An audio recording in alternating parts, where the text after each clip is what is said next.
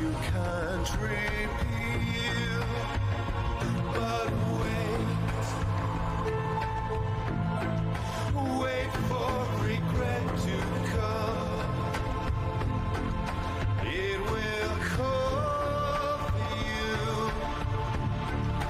It will tear the fabric of your nature.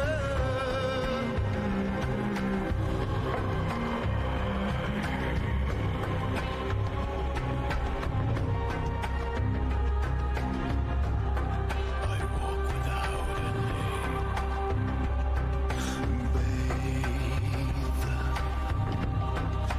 Bathe in the lakes of fire. The snakes and liars of yore, they wore your face. Endure. Friends on the path of knowing are growing in your space. But wait for regret to come. It will call for you. It will tear the fabric of your nature.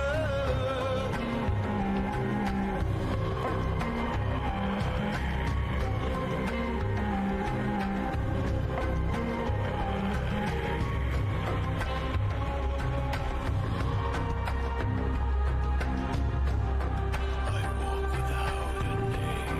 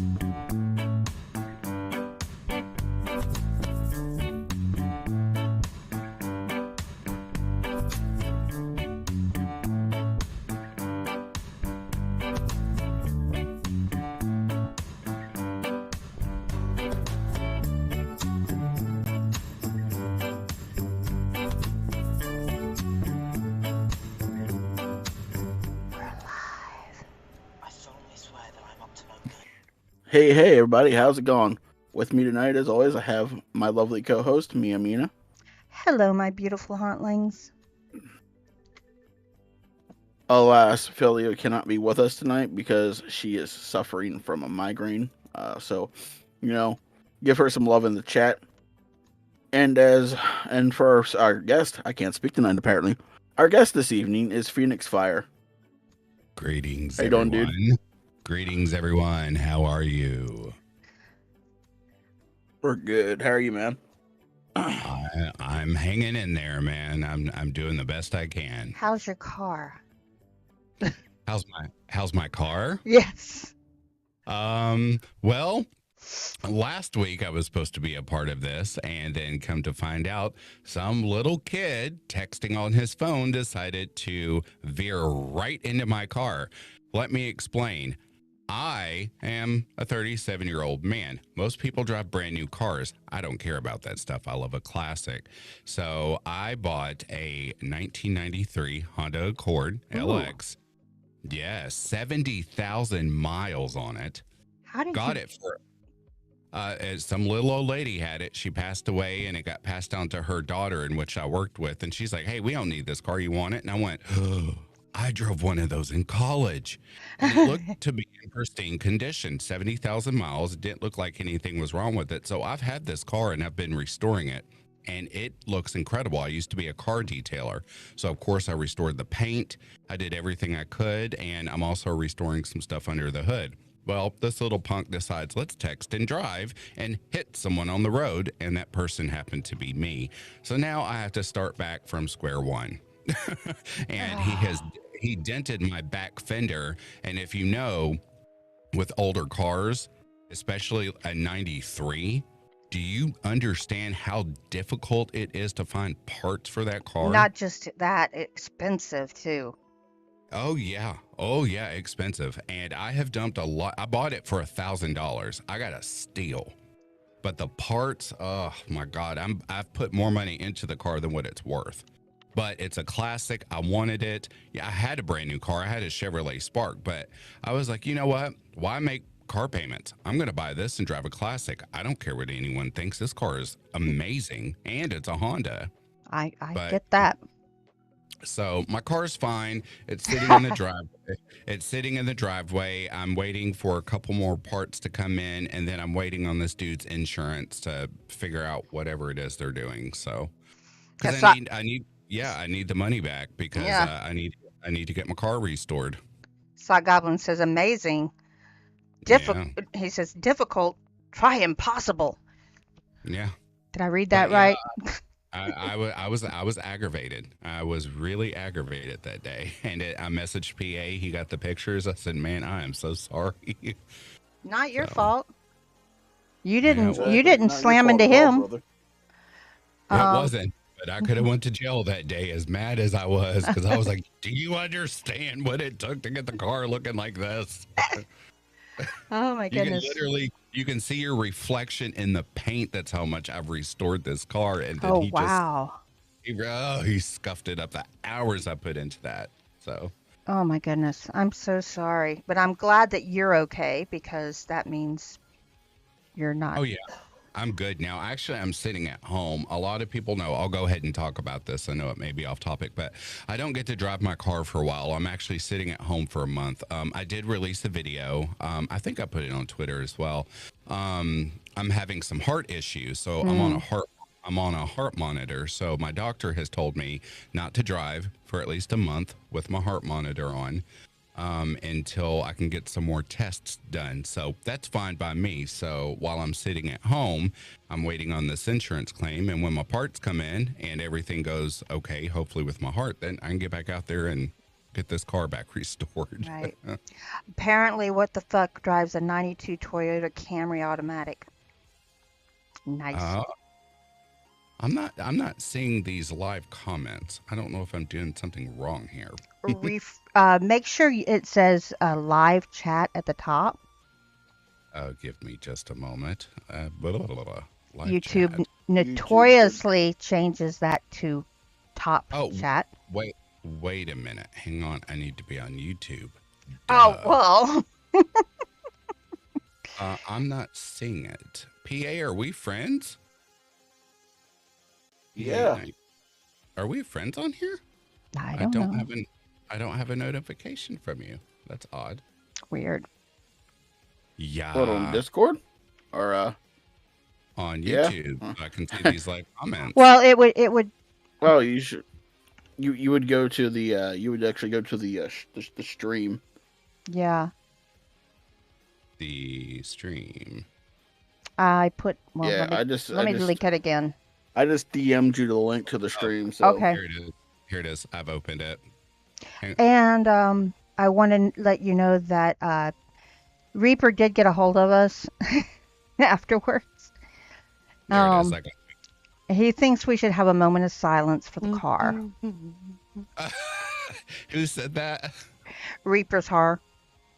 Reaper, I love you. We've already talked about this. We don't need a moment of silence for the car. She's sitting in the driveway. She's fine. hold on. Hold on. Allow me to make a pun. Allow me to make this pun. Much like Phoenix, the car will rise again.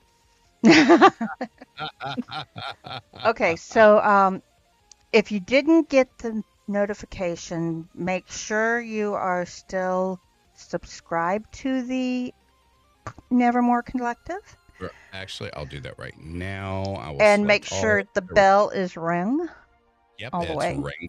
ranked to all. I'm now subscribed. I have it pulled up. I can see everyone commenting. The last one that commented was Sock Goblin. YouTube is full of shit again. Didn't get a notification again. You're right. And YouTube is notorious for that. And a moment of utter chaos and instead of silence. I thought that's what this show was. Anyway, so tell us about your listeners' channel. Okay, so I created Phoenix Fire. That's what I named it. And then ultimately it's just Phoenix Fire narration. So I actually did not want to start YouTube, believe it or not. I explain this all the time. I've always been told growing up, of course, with this voice of mine, that I have a voice for radio, I have a voice for TV, things of that nature. And I was like, you know what? I don't want to do that. It's so hard. Plus, as my age, I don't want to go back to school and go through all that because you have to have a degree. So someone said, hey, try the voiceover world. So I did that for a while. Boy, oh boy, that is tough to get into, and they are cutthroat with what they want. Yes. And I was like, you know what, forget it. And then finally, someone messaged me on Facebook and said, "Hey, have you tried narrating?" I was like, "What?" They were like, "Yeah, just read, put it on YouTube." I was like, "That's a great idea." So I created the channel. It was some other name. I forget what I called it. But anyway, eventually it became Phoenix Fire because I absolutely love the mythological creature. And I posted my first story. It was a horror Christmas story. Had no idea what I was doing. I had no guidance at all from anyone. I didn't even know a narration community existed.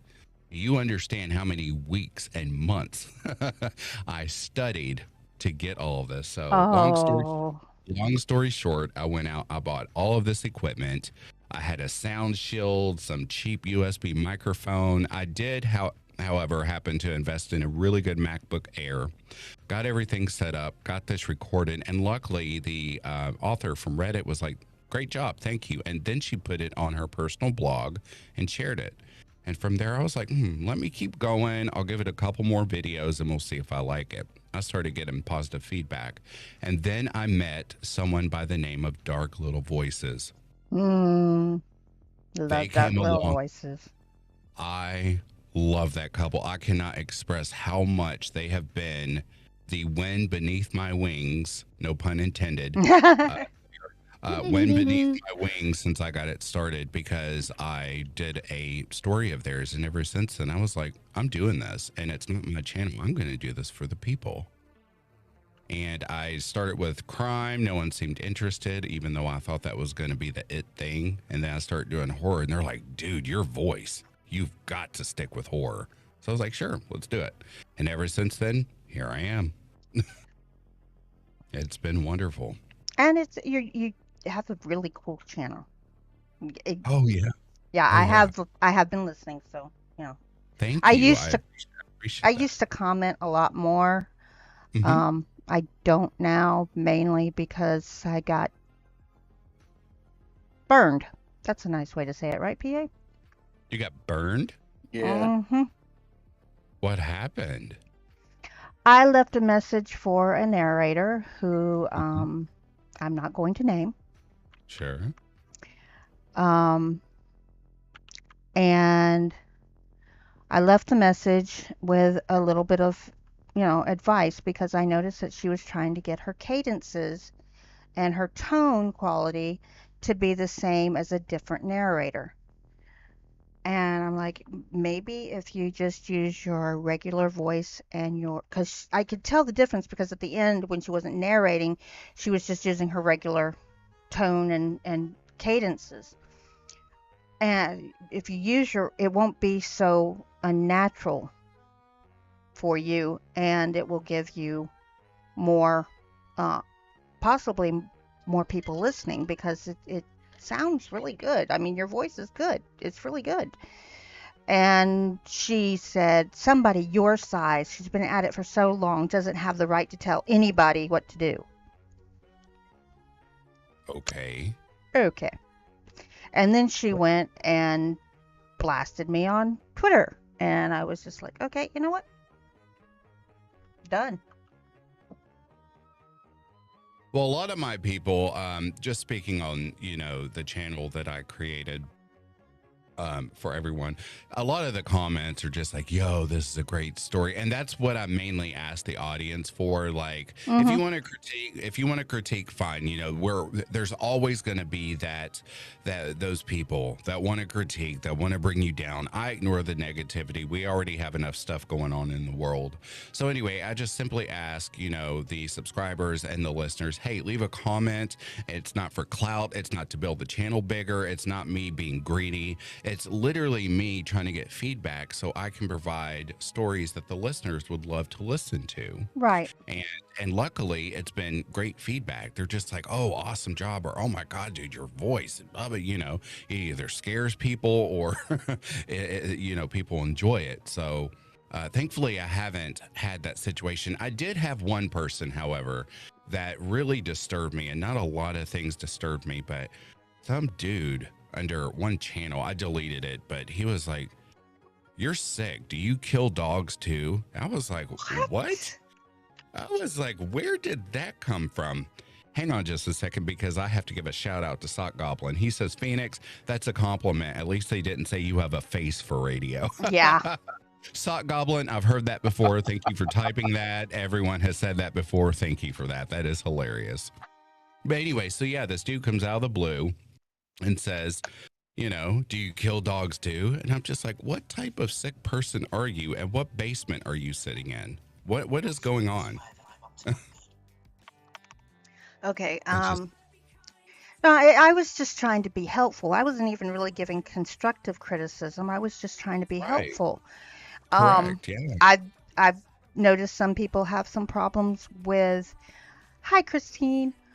Right. Some people have some. Hey, Chris. Midnight Chills, you are correct with that Mhm. comment. People that can't handle constructive criticism or advice have no business on YouTube. Seriously. Yeah. Well, I agree with that, but unfortunately, we live in the day and age where we have keyboard warriors that like to sit back and just bring people down for the fun of it. For some reason, they find it comical, and I have no reason why. Yeah. Hi, But Christine. I've left messages saying, I've noticed people have had problems with their sound. I said, what you might want to do is at least scan through it after you've rendered the video Mhm. and make sure that the sound is good all the way through.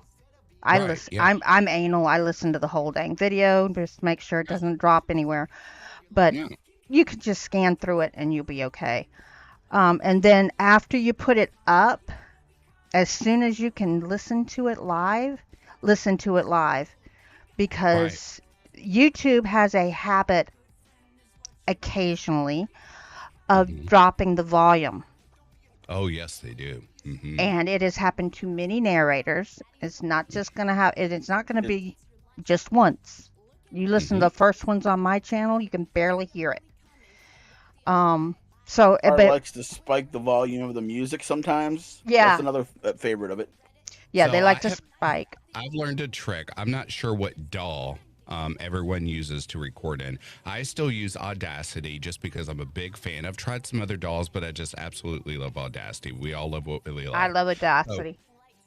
So what I have been doing, because I noticed, and I wear sound isolating headphones. I can't hear anything except for my voice in this headphone, and maybe sometimes my dog tap dancing outside my studio door. But yeah. So what I do is compress my vocals, music, and everything, and then I set it, to a -6 amplify, and make sure it hits that -12 decibel where it's supposed to be. And when I do that, it comes out perfect. And I was doing it before, but I was forgetting to hit compress. And then, because before I was noticing, my volume was low, and I was like, wait a minute, I'd listened to this. It was loud, like my ears were hurting in the headphone, because I know most people who watch these videos watch it on a phone. Yeah.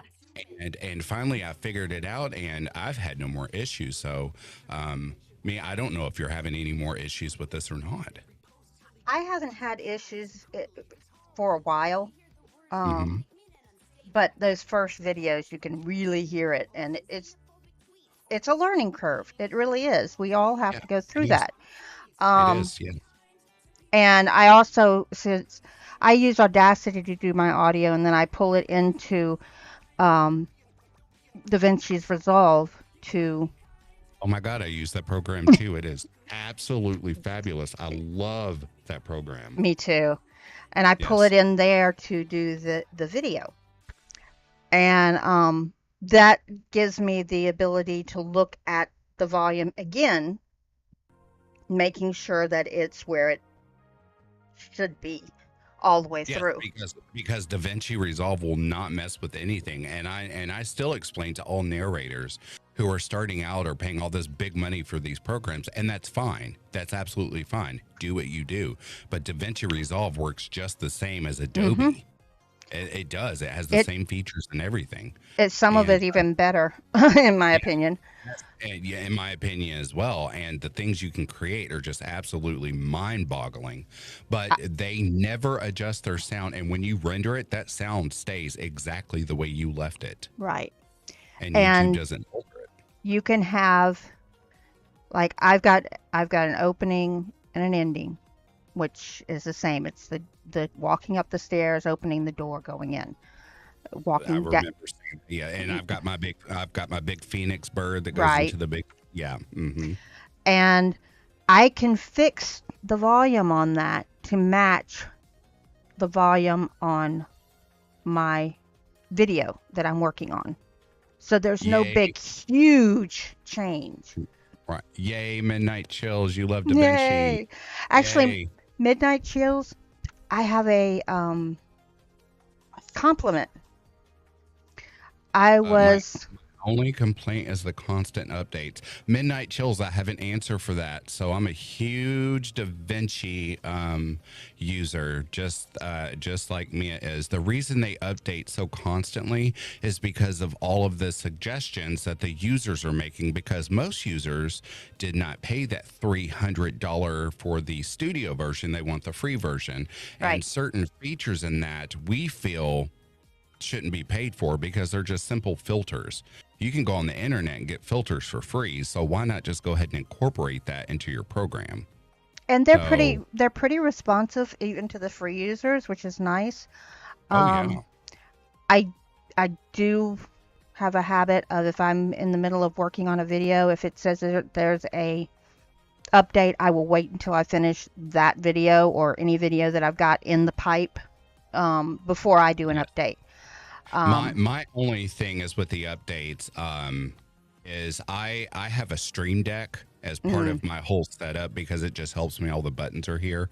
Whenever I have to update, I have to delete the old one, install the new one, then reprogram my Stream Deck. Oh, That's my only frustration. But it's very easy because when I'm really in my workflow and I don't feel like clicking around with my mouse, especially if my mic is hot, I can yeah. easily push these buttons and it just pulls up everything I need it to pull. So it's absolutely incredible.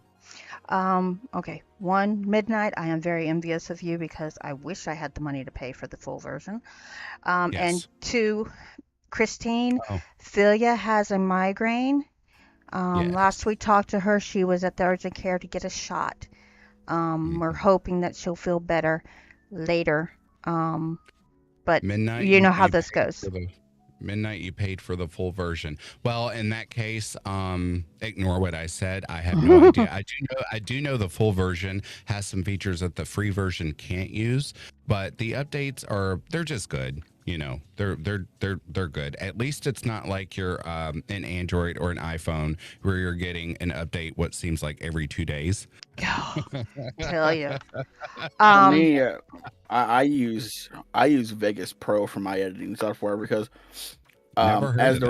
the Raven Dreams, it's a very expensive software. However, they do this thing called a humble bundle. And like whenever they roll out like a new like a new version of it, um, they'll do a humble bundle for like the prior like Mm-hmm. I like the prior one, and I got it Yeah. for like $35, and that's what As the Raven Dreams uses, and he helps me a lot with any issues that I have whenever Th- I need help.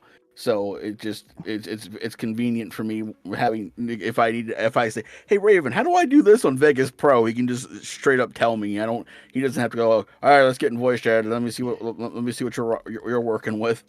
yeah. I used to use Adobe. It's not Audition. Oh, Adobe Premiere, and a Mm-hmm. good friend of mine, the Horror of Yig, he uses that software. But unfortunately, it's not built for Mac computers. Certain versions are if you have that millionaire Mac or whatever, because you know how expensive they are. But anyway, it kept crashing my computer, and I was like, there is no way I'm stuck just using the movie maker that comes installed on a Oh Mac, God. because you are so limited. Yes. It's a great program. But then I was Googling one day and it said DaVinci Resolve, and I'd heard some negative things on YouTube. And I was like, no, I don't. I'm that type of person where if I hear a negative review, I ignore it until I try it. Right. So I downloaded DaVinci Resolve, and it was half the space of Mm-hmm. Adobe Premiere, and the features in it. I was like, are you freaking kidding me? This is so user friendly, Yeah. and it's awesome. I try to learn a new feature Hmm. every time I make a video. So Right. whether the person watching the video notices or not, I know there's something there that I didn't have in the last one. Right. I always try to keep my videos fresh. They do sort of seem, the same. And I'm one of those people that whenever you see my icon, you're like, that's Phoenix's video. I know exactly how it's going to go. I know what I can skip over. I can get straight to the story. I know he's going to put the credits. I know what the ending looks like.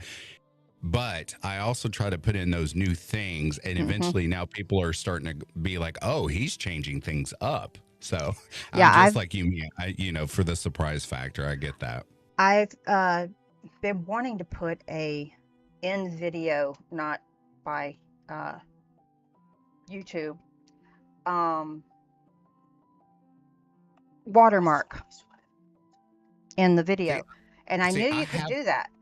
yeah, I have a watermark already. It's in your channel dashboard. At the bottom of every one of my videos, my icon is on my video. Right, and it is on mine too. But Hmm. if somebody downloads your video, they may or may Oh, not get that.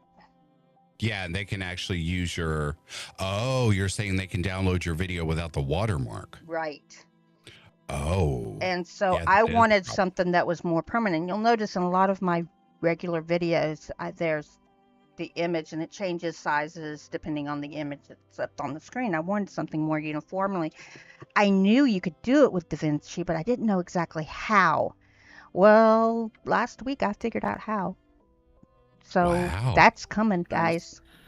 Now, I do know how to take my logo and put it in the back, no matter what the video is, because I have, the oh shoot, words escape me. You've got the actual video, the photo stock. That's what it Yes. is.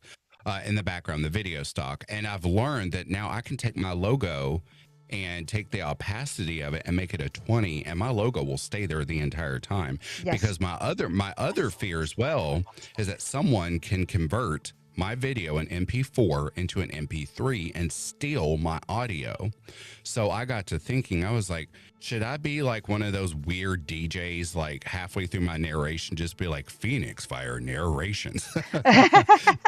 But I don't want to ruin the experience of the story either. You know what I mean? So, Yeah, we had a narrator. We had several narrators got hit by a cut and paste copier, I'm going to call it, where they had gone in and downloaded just the audio, in this particular case, of the videos and then put different visuals and they weren't even good visuals, which is kind of insulting. But they didn't even yes. change any of the audio. So in the audio, when it starts out and says, hi, I'm going to use Corpse Husband here because it's the first one that came to my mind. Hmm. Hi, this is Corpse Husband. If you want to see this and other videos, come see me, check me at this time. Southern Cannibal was one of the ones that got hit. Swamp Dweller was one of the ones that got hit. And then others, we've had who take the whole video and just put it up on their channel, not changing a thing, and are monetizing the video. And in some cases, this was monetization of channels that weren't monetized yet. So I thought, before we move on with that, we'll get back to that. I do have to ask a question for Sock Goblin because it's been bothering me. Uh-oh. Sock Goblin, what do you mean when you say, I have no idea for how to start narrating, but to start, I need to get a new mic. My headset mic, which I use for everything, broke. Are you stating that you're having issues starting narrating, or are you asking for some advice on something? Because if you're asking on how to get started narrating, you've got plenty of support around you that can help you. And if you need Yeah. to, you can DM me. I'd be more than happy to help you. You can ask any of us. Yes, any of us. We Yep. would be glad to help. And just speaking, a friend of mine, Stories by Beaky, he was having issues because he was recording everything on his phone. I went as far as mailing him a microphone just to help him out. Well, And you don't know this, but the microphone I'm talking on, PA and Lichen Trucker, is that what he's calling himself now? Yep. They actually sprung Sock for Goblin, me. Well, that was very sweet of you, PA. That is so awesome. Sock Goblin, I have no idea what programs to get. I am not very tech savvy. Okay, Sock Goblin. So Audacity? Okay, so as of right now, what have you been using? And Because go even deeper than that. What kind of Yeah. computer do you have? there we go. Yes, Mia, you are correct. But if you're starting on something basic like a Windows or a Mac, there's a lot of people that will argue that OBS, for narration, you might want to go a little bit higher. I'm not knocking OBS, but I know a lot of people use that for streaming. But for narration, because you'll get the option to record in mono, which you're always supposed to record in, and then Acer Nitro 5. Okay, so you have You a great should be fine computer. with that. Yeah, you should be fine. I would highly suggest. That's what I there's a have. lot- yeah, there's a lot of people who trash Audacity, and that's fine. You can listen to the haters if you want, but don't. Audacity is a very, very, very beginner-friendly program. Very easy. I use Audacity. I loved my Adobe Audition, Oh yes, I still use that too. but my license for that disappeared with Katrina, and I haven't had the money to get it again since then. So Yes, and Adobe will harass the crap out of you if you don't pay their fees. They are insane about that. So I use Audacity, and Audacity has got the same features. It's practically identical. Sock Goblin, I wouldn't quite say it's idiot proof. And I'm just saying that because you don't have to put yourself down. You're not an idiot. You're not an idiot. You might be not very tech savvy, and that's fine, but you're not an idiot. Audacity is literally, it's an open source software, and it's very easy to use. And if you need more information on it, instead of us, because if we sit here and explain it, we'll be here all night. If you have the time, there is a plethora of YouTube videos on YouTube that explains Audacity. And once you get done watching it, you will be like, why haven't I been using this the whole time? It is that user friendly. It's so simple. And there are the But- same for Audacity So- as well. I mean, Audacity, DaVinci Resolve as well. Yeah, and DaVinci Resolve. Oh my God, the DaVinci Resolve YouTube videos, you'll get stuck in a rabbit hole for a week. Yeah. But So and I use Audacity, and I learned something new about Audacity the other day. Did you know that in the top left hand, on the left hand corner of your audio track, there's a little green arrow pointing down. Yeah. And it will pin wherever you're at. And like I was editing one day, and I must have bumped that, and I was like, and I continued to edit, and like the way the track was moving, I'm like, what did I do? Did you accidentally hit loop? If you hit loop, that's I what hit like happens. You hit loop. it wasn't loop. It wasn't loop. It was the little green. It was a little green thing right above the audio track. It was a green arrow pointing down. It's click to pin. Yeah. Oh, And the it- way it was so you're- moving was, like, yeah, you're setting it was markers. like, yeah. yeah, and I'm like, what did I do? Like, I just like, and then I'm like, Raven, how did I break it this time? Midnight Chills, buddy. You and I are the same. Or buddy, FEMA, I'm so sorry if I got your pronouns wrong. Midnight Chills, we are the same. I record in Audacity and edit in DaVinci. Yes, I love that. Sock Goblin, you stream content, games like Twitch and things on TikTok. Okay, so are you asking because you want to narrate, or are you asking for a different program to stream on? Because those are two totally different things. Yeah, I'm using OBS to broadcast this right now. Yeah, Midnight OBS is Chills, streaming. I Mhm. use GIMP and GMAC for anything that I'm going to change, like the thumbnail for our videos, and I did a Okay. little bit of changing on the images that are up there right now. Thought Goblin, if you want to narrate, as I said, feel free. You can message Midnight Chills. You can message Mia. You can message myself. Feel free. If you're on Twitter, and we're not friends, friend me. I don't care. Shoot me a DM. I'll be more than happy to help you. I love helping people because, as I said, I built myself from the bottom up. I had no one to help me. So There's a lot of us that can help. Yes, a lot of us. Feel free to ask. Please do not consider yourself an idiot. You're not an idiot. You don't know where to begin, just like we all didn't when we got started. So, hey, we've been there. Feel free to message any one of us. We'll get you started. Yeah, Been there, done that, rode that ride. it is a Okay, just Photoshop clone. I agree Sock that Goblin. Let's see. Just want to work for a mic first. Sock Goblin, may I ask you? I'm so sorry, guys. Sock Goblin, what budget do you have? Let me ask you that. Are you back in South Africa? Or are you still in the States? Who? Sock Goblin. Silence. I use GIMP because I'm more comfortable in it than I was Photoshop, honestly. I'm sorry, Mia, what is this? Okay, he said He's back in South Africa.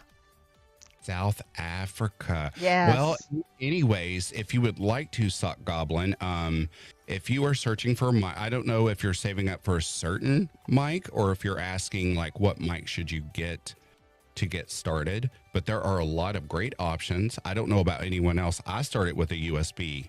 I've now moved over to XLR, but that's a lot more. There's a lot more that goes into that. But for beginners, I always recommend a USB. I have one lined up, but that sounds decent for about a ZAR200. That's the South African dollar, and it's 200 of them. That's not bad. What is that converted to American money? You're gonna make me look it up because I don't do currency that much. Let me see. ZAR200 converted to US dollars. Roughly That about is $17. $17. Okay. Yes, I would say, Sock Goblin, save up a little bit more. $17, it can get you a mic, but I am one person that's very picky about audio. Someone else can tell you different. But to get you started, I would rather you start off sounding, decent rather than bad. And then you're sitting there frustrated because you feel like it's your fault. And knowing good, well, it's the microphone that you chose. So I'm on an XLR. I've been on an XLR for years because when I was with the radio station, I did internet radio for about 5 or 6 years. Yeah. And they would not allow us to use USB mics because Right. they were not reliable with the sound. Now, I understand that they've fixed that problem with the USB mics, so I'm not knocking USB mics. Don't send me hate. guys. The integrated mic on the Nitro 5 is terrible. I'm not knocking anyone who uses their phone or your PC mic, but yes, for narration, I always recommend please do not use a phone or a computer. Now, if that's all you have, that's absolutely fine. We all have to start somewhere. But if you're really trying to narrate and be serious about it, you really do need somewhat of a good quality mic to get you started. And there are mics out there that, I mean, some mics start at $30 that you can get off Amazon, and you can make them sound good in programs such as Audacity. Yes. The Yes. headset that I had for DJing was fine for DJing, but it's not good for narration. Right. Right. And that's because you're doing a different type of audio. Correct. But you know, I used that headset. And I even got a new one years later, even after I was DJing, because the headset was so comfortable and the mic worked when I was in game, and I never had any problems with it. But when I started narrating, probably my first 10 maybe, were done on that headset. And do you know how many headphones I went through until I finally got the ones I have now? I have the Bose, I forget what line it is, but it's got the sound, it's got 10 different sound settings. But these headphones, you can hear the most amazing things that you cannot hear in the outside world. It's the weirdest thing. And that's why I use them for narrating. So I understand what you're going through, trying to go through headphones. Yeah. I have a pair of $35 fucking studio headphones that I plug right into my Blue Yeti, and it's like I put these fucking things on, and it's like I've gained a superpower. I can hear everything, and I'm like, Yes. Speaking of, PA just said it. Hey, Sock Goblin, look up in your country. I'm so sorry. I'm in the USA, and that's a lot of conversion, and my brain will break trying to do all that right now. But look up the price of a Blue Yeti. That really is a good microphone to start off with. Those are really good.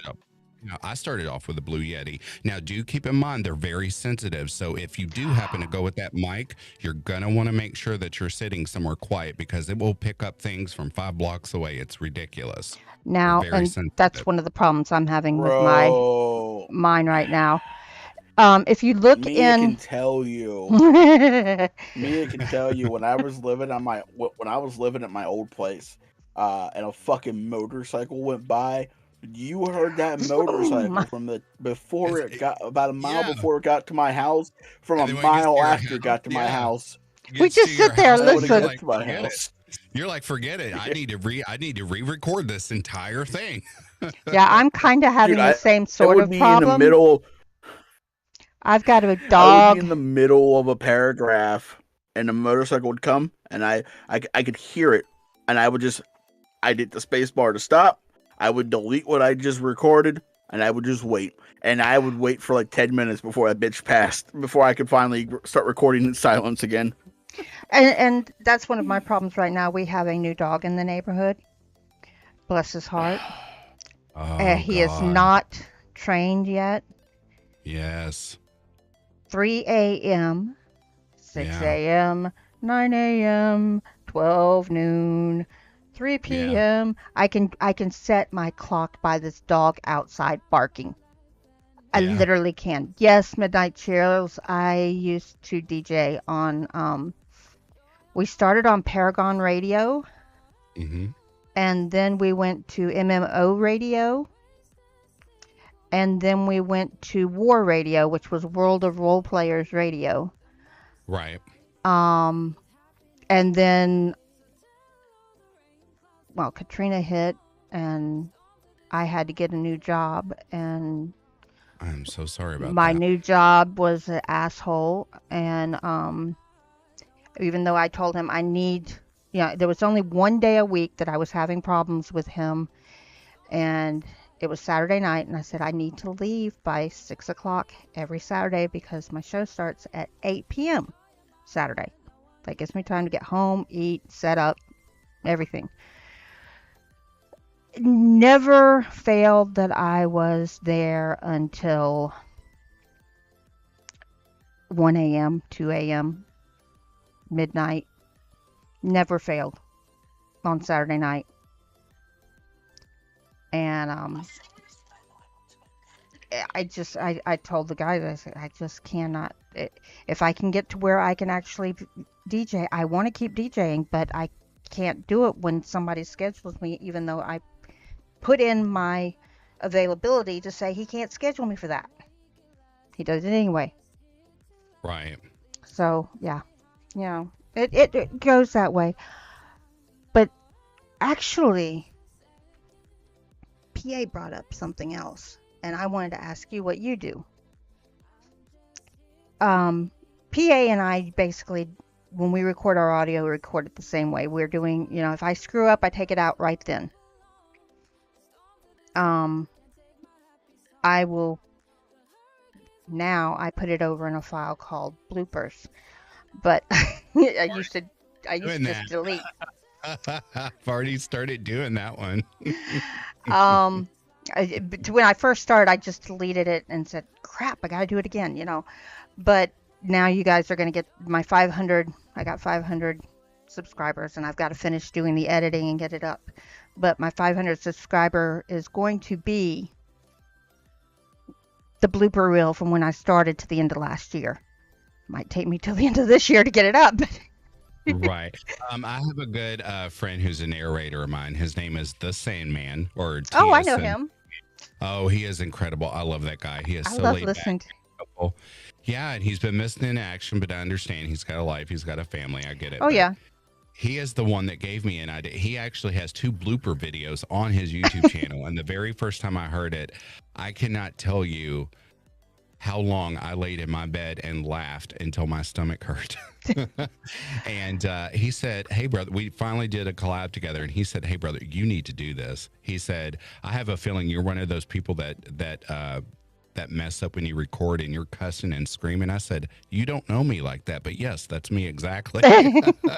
So, but go along with what you're saying. So what I normally do instead of stopping and blah, blah, blah, and the only reason I don't stop, take it out, and then record is because I have noticed, especially, I have to record at night because of my neighborhood. If I record during the day, even though I'm in my studio, it's soundproofed. You know, it doesn't matter how much soundproofing you put in a room, some sound's going to get in. Yeah. So I wait until the evening when it's dead quiet in the neighborhood, and then I can record. The only noise I have to deal with, of course, is either the AC that kicks on or my dog tap dancing to go outside.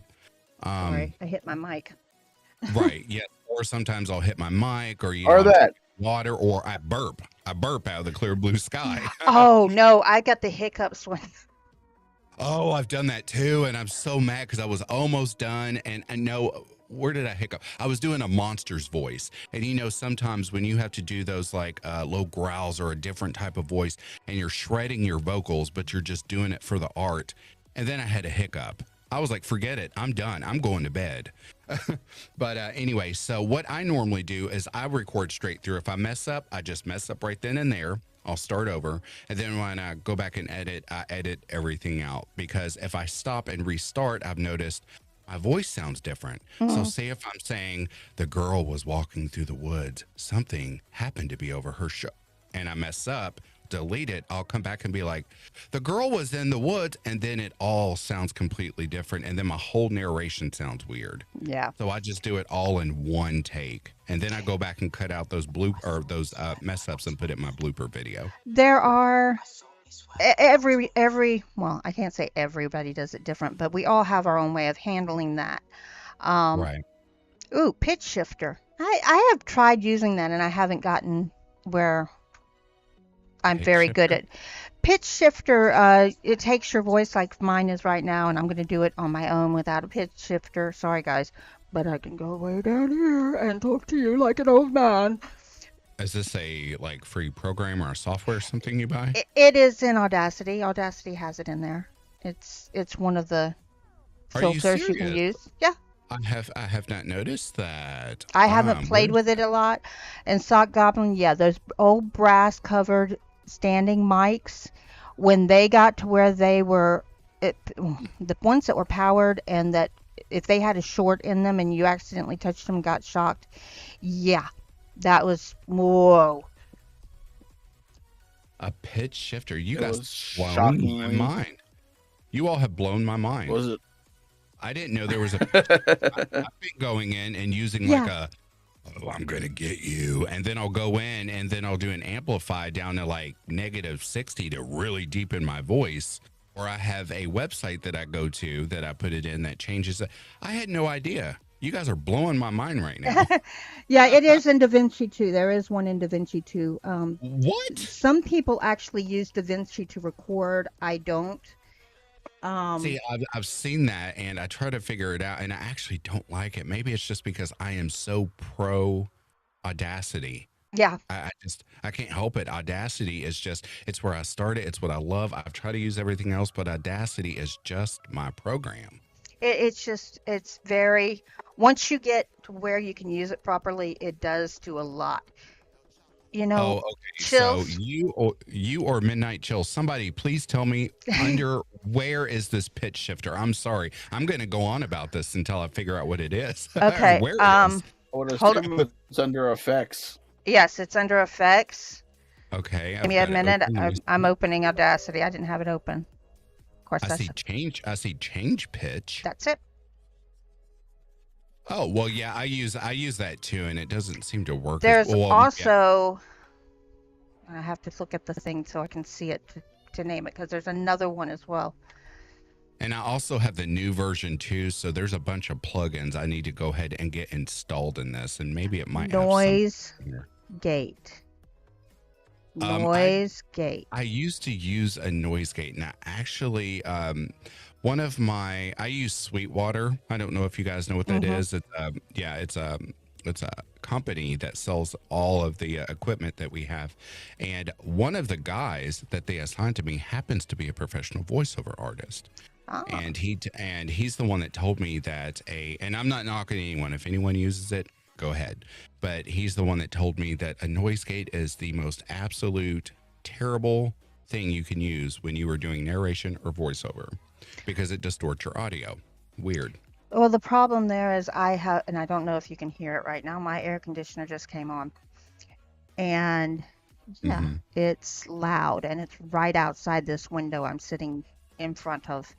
And that's funny you say that because in my studio, no matter where I put my desk, even though I put it over here because I'm hot natured, so I'm always, hot, my vent is directly underneath my chair.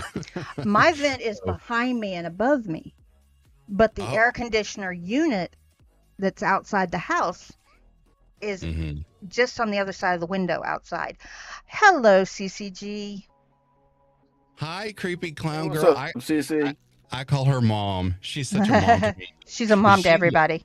Well, she literally when I first got started, I was bragging about dark little voices, but then I met creepy clown girl, and she's like, "Hi," and she actually just messaged me not too long ago. She even checked in on me about my heart problem. I absolutely love creepy clown girl. She might be a creepy clown, but she's got a beautiful heart. She really does. Change pitch. You can change the speed and the tempo and adjust your bass and treble. Yes, that is true too. Well, I have no And problem.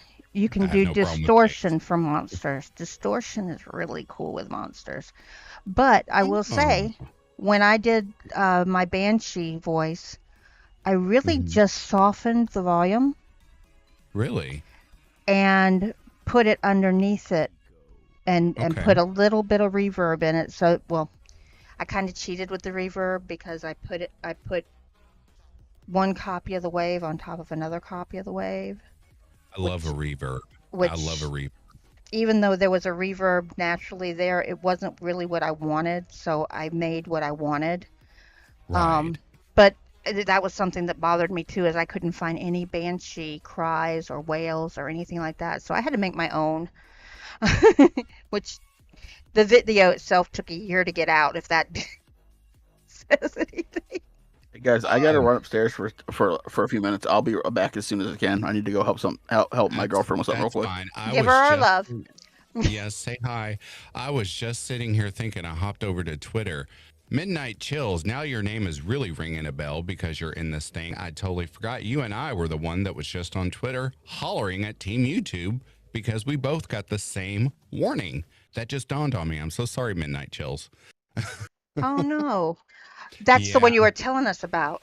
Yes, we both got the exact same warning. I'm sorry if you. I just hit my microphone. Sorry. I did too. um, I've got my mic goes above me and down in front of me.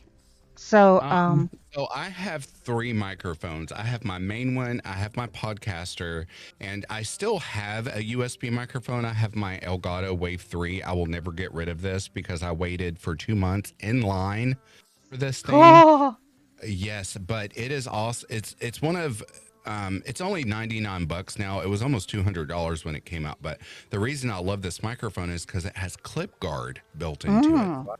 I love it, and it does reject sound really good. But the reason I have it is because I bought the low profile arm, which I love because it comes out from under my monitor, and I'll use that if I have to do, because I do my own SFX. A lot of people seem to think that I use sound effects from websites or YouTube and stuff. No, all the whispering and ghost and growls and all that stuff, I do that myself. And that's where my USB microphone comes in. I've because had it's my distorted. Yeah, I had my husband do sounds for me before. I've had my housemate do songs for me before. I do go to Free Sound and YouTube sound effects library and get sounds from there. The one I'm working on right now is for PA, and it's his story. Nice. And That's nice. I needed walking sounds. So she's in the forest, and I don't have just met forest. you, and I am the type of person where I love meeting new people. So I do appreciate you all having me on the live, but I'm also one of those people where when I started, I was like, I'm going to do this all by myself. Yeah. And I was like, no, I actually like doing collabs because I like meeting different backgrounds. All right, Sock Goblin, we'll see you in a moment. Okay. But yes, Cryptid's roast got hit too. It's so weird. What is happening? Okay, so I don't want to say this to be offensive to anyone, but does it feel like YouTube is bullying narrators? Historically, we've been called second-hand creators, and I don't like that. That offends me. Historically, YouTube doesn't like horror. The horror community is like the redheaded stepchild of YouTube. Okay, so you're telling me that they don't like horror, but yet I can get on YouTube and watch a crime story where they explain things in graphic nature. I know that's real life, but still, like, that's acceptable. But unless it's done, that's acceptable if it's done by a news outlet. It is not acceptable if it's done by a true crime person, because there are a bunch, and that's why they get lumped in with us. We have a lot of true crime people like Mandy Mortem, Dark and Grim. I can't remember his name right now, but there's one that I listen to that is like at war with YouTube. Every time he puts a video out, they hit him with something he has to change. That is so weird. So, we are really, I mean, we fight tooth and nail to get our videos out there. We fight tooth and nail to get monetization. We fight tooth and nail to keep our videos up and running. And then they come, and this has happened to more than a few, where they say, well, you've put up repeat content, which they didn't. You put up repeat content, so we're taking away your monetization. And then we have to go after them for that. And the community, when that happens, the community really comes together to blast YouTube on Twitter to say, hey, fix this. This is not right. And you know what I mean? Then we also get blasted back with, here, please read our community. We've read your community guidelines. We haven't broken anything. We haven't. I've read their guidelines until my eyes have bled. Yeah. And technically speaking, some of their community guidelines, half of YouTube would be shut down right now. Yeah, exactly. They're very prank videos. Are you kidding me? They're very subjective. We're on here telling horror stories. It's not real. People like to hear this stuff. One, they enjoy it, and two, it puts them to sleep, or three, they get tired of what Hollywood keeps putting out, so they'd rather hear something fresh. I love to do it because I love the writers that I read and I want to expose them to the world because they are incredible and they're not getting the attention they deserve. So as a narrator, I'm doing two things. I'm doing what I enjoy doing, and I'm also helping the world discover a new writer they might like. Right. You know, so now, of course, if I'm on here talking about sexual assault and all that stuff, you know, on a constant basis, I get where I could get a banned. That is a little uncalled for. But I'm Well, on here telling a ghost story. Come even on. that can be done in a YouTube friendly way. I know that sounds really bad, but I've done it. I did one of Timothy Duran's stories a while back for Valentine's Day, and it had a sexual assault in it. Uh-huh.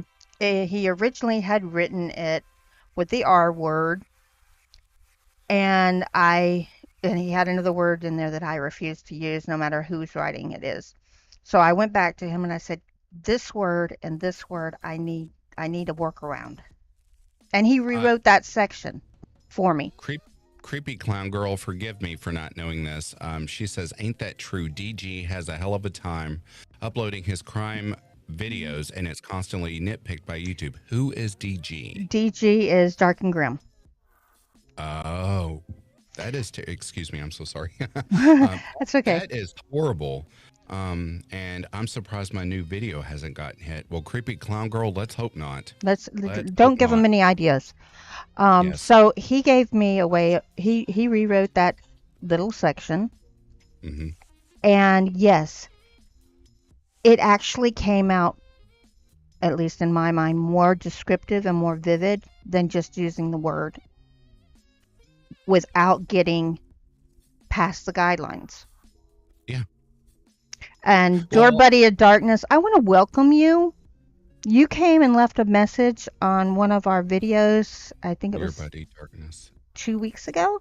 And very happy to see you and very happy to welcome you to the community. Yeah. So my other question, since Your Buddy Darkness is sort of touching on this, it is so weird. Yes, I do understand. You know, YouTube themselves is not watching. They have a robot, computer, whatever, that look for trigger words. That causes that. NSFW, I totally get it. Not safe for work. In my opinion, that needs to be changed. Because not all content labeled NSFW is sexual in nature. There should be a different term for that. I made my Reddit subreddit. Mm-hmm. That just sounds like it's wrong, but it's right. I made mine in SFW because I wanted adult conversations about horror, not because I wanted sexual conversations, just horror, you know. Yeah. However, YouTube has gotten it in their mind that if it comes from Reddit and the link in Reddit is an NSFW place, they will tag it. I just think we live in a day and age now where NSFW has it's overused, like the word bitch. Like the word bitch, excuse my French, but that word has a new meaning now. Like it's used in everyday language. NSFW should be changed. NSFW to me is more like, this is sensitive information, not safe for work. Please view this somewhere else other than work. Right. And in my mind, sexual content should have a new label, because YouTube, as I said, they have this algorithm that says, oh, that's the flag, immediately, ban it. And a lot of people only have NSFW on their Reddit pages because, some of their stories are graphic, not extremely graphic to the point it makes you sick, but, it's not for children's eyes. Right. Now, do you write anything on yours, or do you write just... So I've written one story. It's called The Shadow Man. It is on my YouTube page, and it's also on my Reddit page. It's open for anyone, and I've given permission. It's on there for anyone to read it and narrate it. I do not care. The only thing I ask is that I get credited. And I'm also in the process of writing part 2. And for the meantime, I do use a lot of Redditors at work, and I use, for some reason, I'm getting in contact by a lot of published authors, which is cool. Yeah, But because I you've got think that I want, voice. well, a lot of people also like the way I read and the way I incorporate my SFX work Hmm. in my narrations, because that's my pet peeve is SFX. Because some narrators, they'll use it where it's not supposed to be used, or they overuse it, or sometimes their music is too loud. And I get it, I'm not knocking anyone, but I just know what I get complimented on. So a lot of these authors are like, yeah, please do our story, you're awesome. So Um, on my Reddit channel, I'm about to start writing my own stories cool. and I narrate. I do a lot of my own stuff. If you've listened, we don't have a 39th quote, Sock Goblin. And actually, the NSFW was adult before Twitter Oh, yes, it was. Yeah. because And, I knew that when and I was in high school, and that was way before Twitter was even conceived. I knew it was in high school too, because I used to get in trouble a whole lot by my parents and grandmother. My mom, when If you know what I mean. I know what you mean. My mom, when we went to the library to get library cards, they had a little thing that they put on children's library cards if they weren't allowed to get anything that the library deemed adult. Well, my sister got the tag on hers, and they said they went to put it on mine, and my mom says no because she reads better than I do. She shouldn't be restricted into anything. Yes, yes. Now, and Uh, that's Buddy Darkness. That's where Audacity and using DaVinci's has really come in handy on that. and playing off what you just said there, Mia. So before I even tried DaVinci, I'm not sure your workflow. I can only speak for myself here, but I do all of my mixing in Audacity to make sure it sounds great. So if I'm doing narration, and especially if I'm doing a collab, I'll put all that in.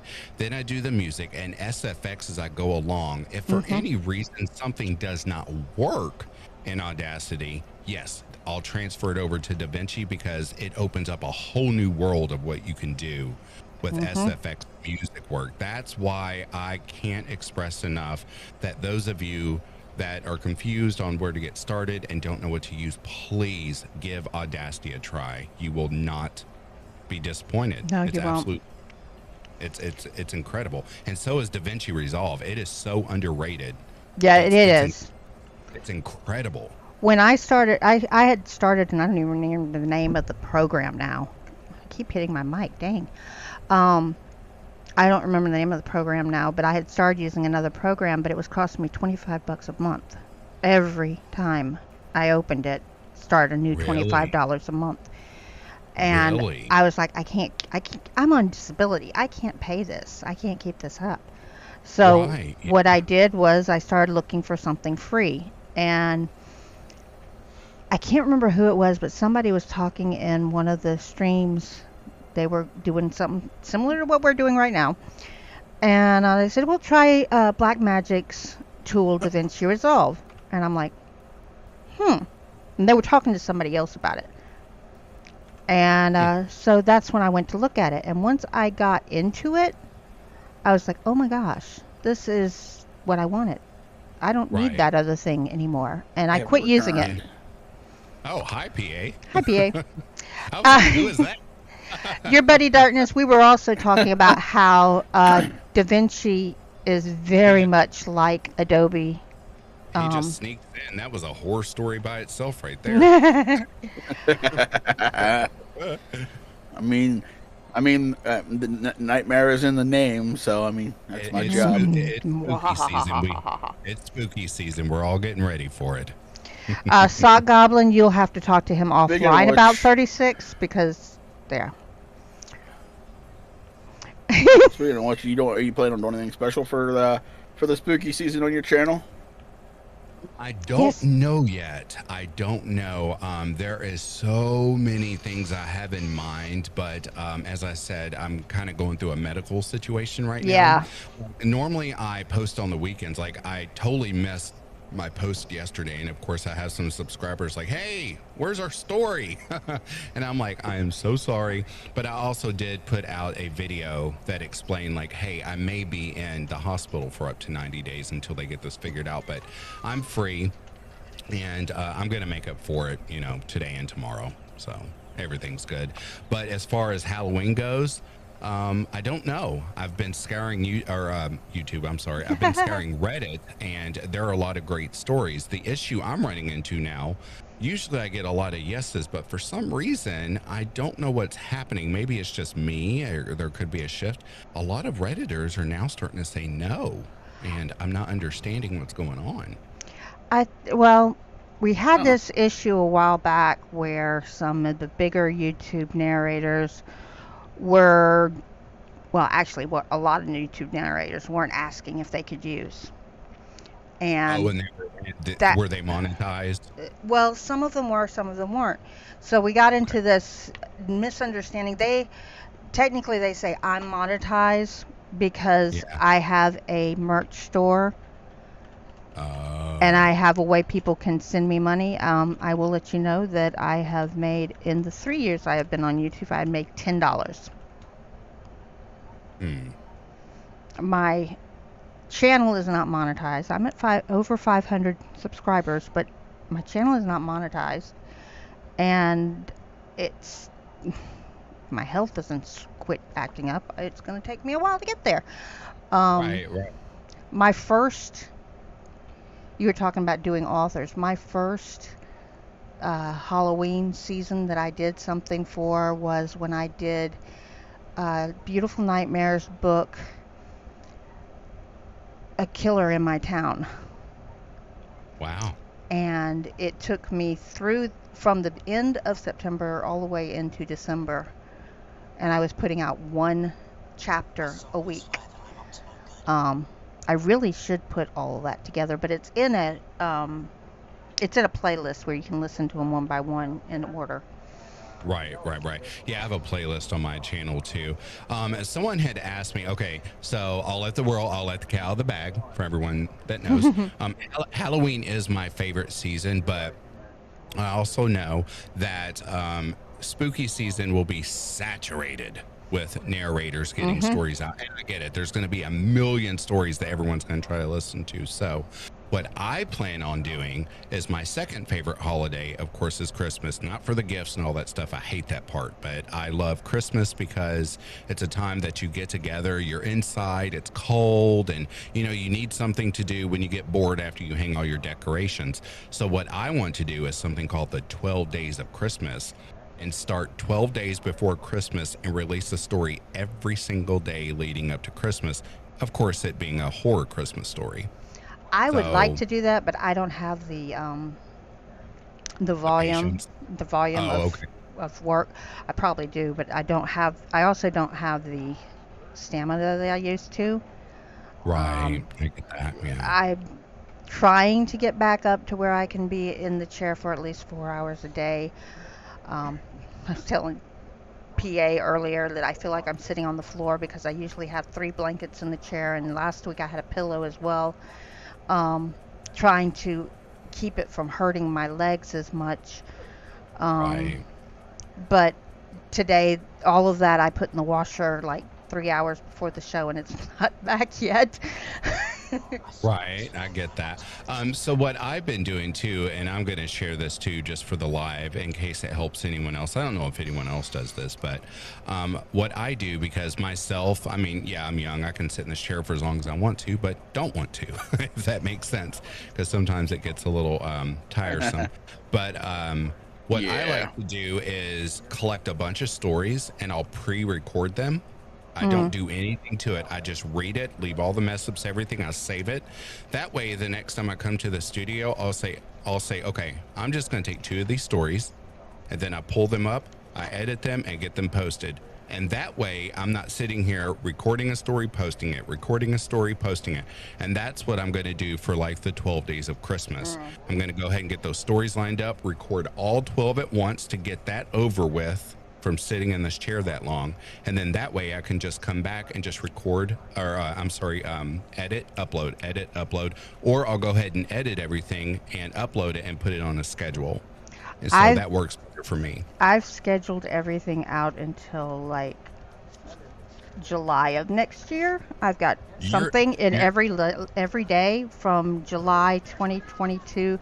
You're like 242. I don't know how you all do it. I bow to you for doing that. You have the patience of a saint for doing that. The other thing is, like, I missed this month, September, is National Suicide Awareness Month. Yes. And I did a poem, and Creepy Clown Girl actually named it because I couldn't think of a name for it. But it's an anti-suicide. It's those left behind talking to the one that died. And I had it on the schedule to come out this month. However, obviously it hadn't come out yet. Let me go back. I'm sorry, everyone that's in the live. We are not ignoring you. We are just we're rambling. There was something I just saw. Your buddy Darkness. I hate messing up during stories. Makes the process so much longer. That may be true, but let me tell you this: mess up, take a pause, take a deep breath, keep going. Don't let that ruin you. And then someone else said. So when I mess up, I just pause, cut off that part, and try again. That was by Midnight Chills Horror. Midnight, I think I just touched on that. Hey, if you can keep that same consistency in your voice when you make a pause and push record again, good for you. But I know a lot of people who hit pause and hit record and you sound completely different, which makes your whole audio change. So, Welcome, good. Dark. Hey, Dark Little Voices. I was just getting ready to say hi. What up, DLV? I think I do the pause and start method while I'm recording, and I think my voice is consistent through the whole story. How do you do that? I can't. I pause, cut it out, put it over in bloopers, come back, and start again. But how do you know like where your voice was, what level, what pitch? How do you What know? I do is I go back and listen to the last thing that I recorded, and from that I emulate my voice to match the tone and everything that I was just using. now, Maybe I'm weird though, because when I record, No. I get in a zone. I read through it because I put my whole emotion into everything I read, and if I pause, I'm done. yeah, you're not, because some people do it that way. I've listened, and I've even listened to Mr. Creepypasta do it, where he records straight through like you do, but when he makes a mistake, he makes a noise of some sort, like he either claps his hand or he snaps his fingers or he'll go, I caught myself doing blah, blah, blah, blah, blah, blah. And I then do that all the time when I mess up. Yeah. and then I'll get rid of it. So when you hear my bloopers, you're going to hear those in there. But yeah, some people, they don't want to, but you need something to bring your eye when you're looking at that wave, saying something's different in that point. Now I'm listening to it too, so I'll hear it. You know what's weird is because I use Audacity and I've used it for so long. There's light mode and there's dark mode. I don't know if you know that. I but like I've dark used- mode. I love dark mode. I hated that green line forever, and thank God. I wish there was a red line because my colors are red and black. But You can now that I change see- that. There is a way to change that. Shut your face, I'll have to. I don't have it open still, but I'll have to look at it and. Mia. You are going to cause me to fall out of this chair with excitement. If I can change that line to red, do you understand? I will scream until the neighbors tell me to shut up. Hold on a minute. Let me bring it back up here. Anyway, where I was go- Audacity or Audacity. Yeah, how to Audacity. change it. Yeah, dark mode where that line is orange. My favorite color is red, and I would love red because when I use Adobe Audition, it's black and red. I love it. But where I was going with what you were saying, Mia, was I don't even have to listen for that blah, blah, blah, blah, or whatever, that snap or whatever. I can just know. I could be like, that's a mess up. Up, that's a mess up. That's a breath. Oh, that's a click. I guess where I've used it for so long, my eye is just trained. And sometimes when I'm in a hurry editing, there's other times where I have to sit there the whole time and listen through it all. And then there's other times I can speed edit. And it's absolutely insane because your eye is trained. And I just find that so fascinating. Okay. So Midnight So- Chill says Dark Samian set up a Switch controller and a map label. On a button, so every time he messes up his clicks the button and it makes a tag where he messes up. Wait a minute. Has set up a Switch controller mapped label on. What program is that, Midnight Chills? I'm sorry. Which program are you talking about there? I'm going to change a couple of these colors so that you can see this, because I did it in another one and I don't remember which one it was. I don't want green. I'm watching 2 live streams. I like the one here on the right. It's real big. Maybe I'm getting old and can't see anymore. Oh, can't I'm use that listening. one. Your buddy Darkness. I'm listening to you guys while I edit my next story. Good job, buddy. Nice. I can do that too. Where's my picture stealer? Midnight Chills. I wrote that stupid. Well, do better, Midnight Chills. I'm kidding.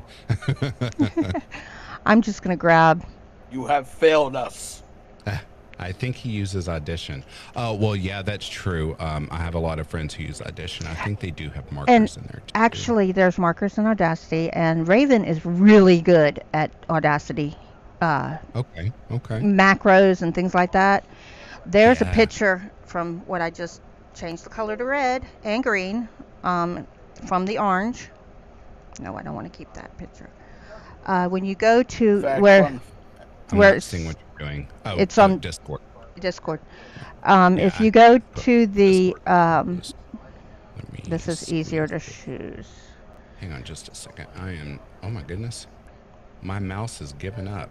Come on. No, Oh, mouse. No, No. don't do that. No, I hit my speaker. I bought big THX speakers, the big studio No. speakers, and I never use them because I love my Bose headphones so much. And I use that MX Master 3 Logitech mouse, and this thing takes up so much real estate on my desk. So let's see here. Okay, let me see. Where are you? What are you changing stuff in? I'm going to show it to you in just a second. Wait a minute. That's not the one I want. I want to There it is. delay. Oh my God, it's red. And I'm going to show you where it shows that. I'm sorry, listeners, if you all are thinking I'm insane. I am. Hello, my name is Phoenix Fire. Mia is blowing my mind right now because, as many of you know that has seen my channel, my favorite colors are black and red. So, Yeah, I was trying to make your emblem with a transparent background. hang on just a second. But I got- am pulling up Audacity so I can follow along with you. Let me okay, they need to get rid of this welcome message. I know you updated Audacity. Okay. But if you take the title where it says on this one that I'm showing you, it says Waking Up. And you go down to, okay, come on, new. Okay, so you have to wait until you've recorded. You can't preset You can it. preset it. You can preset can? this. Yes. So I'm going to show you where it is. You got your track there, and I'm just using one I had a track in. I can't see something. What? Oh, there it is. Okay, there it goes. So you got your track open, you got your menu that comes from the title. You go down to where it says Wave Color. Let's back up a bit. Where your picture is, that says name, move track up, move track down. I understand that's for the track. Where do you Right. preset this period for the whole program? I think you can set that in, Is it preferences? I think it's in preferences. I did it once and then I was like, no, you're doing the wrong things, because I want the music in this color, I want the voice in this color, and yeah. Oh, here it is. Are they spectrograms? Mhm. It says color No. default. No, that's not it. Oh well, We'll get Yeah, to we'll it get at it. some point, But Trixie, that's where you can do it when you're just setting up your, if you just put the tracks in and you just set it up pre. 2 is red. I think 2 is red. I Okay. think 3 is Sweet. green, 1 is orange, and 4 is black. Okay, gotcha. Yes, I need everything red because that just the standard default green. I hated that line for so long. 1, it was kind of hard to see, and then 2, you really, really had to pay attention to the like mess ups and mouth clicks and breaths, and I was like, I can't see this. And, But you can see my vocals there, the way the wave yes. goes. Bro, Oh yes, I can see that in as the well. dark mode, that green. In the dark mode, though, that green pops like a mother. It looks fucking dope. I'm not gonna lie. It does pop, but that red right there really tells me like, yo, there's something right there, because I don't know why red just does something to my eyes where it just focuses immediately. The nice thing about this one is It makes him feel all funny inside. I'm trying and I'm doing this to PA's story. He doesn't know it, but there's some repetitive stuff in his story, so I'm trying to give about 1 second between the end of one section to the beginning of the next section. Okay, it does not let you do it in the overall program, so it does do it per track, which is fine. That's absolutely fine. Black and Red are the best by Dark Little Voices. Yeah. Hell yes, brother. Do you see why I like DLV? And I'm pretty sure that Shade talking to us right now. Probably. And that's my man. I love Shade. I love Shade. I love his wife too, but I love Shade. He's awesome.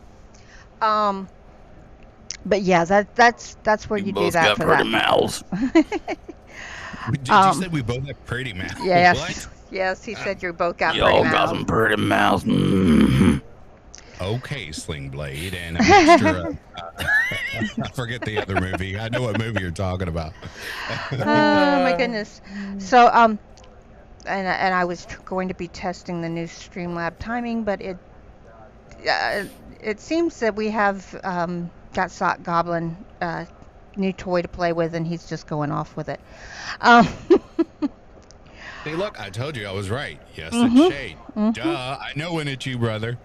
We need to get the two of them on. We only got Shade on last time because she had to be somewhere else that day. Well, that too, and she's a full-time new mommy. They had a brand new baby, and I love it. They just keep adding more dark voices to the family. Soon they're going to have an entire haunted house. I love it. I have resisted getting my granddaughter to do sound effects for me, but I'm having trouble with some things that I want to. Listen, it's no longer a brand new baby. Once it comes out of the package, it's no longer mint condition. It's now a used baby. Oh, golly. Do you hear that, Dark Little Voices? They're no longer brand new. It's a used package. I thought that was only when they... I thought that was only when they come out still in case... Never mind.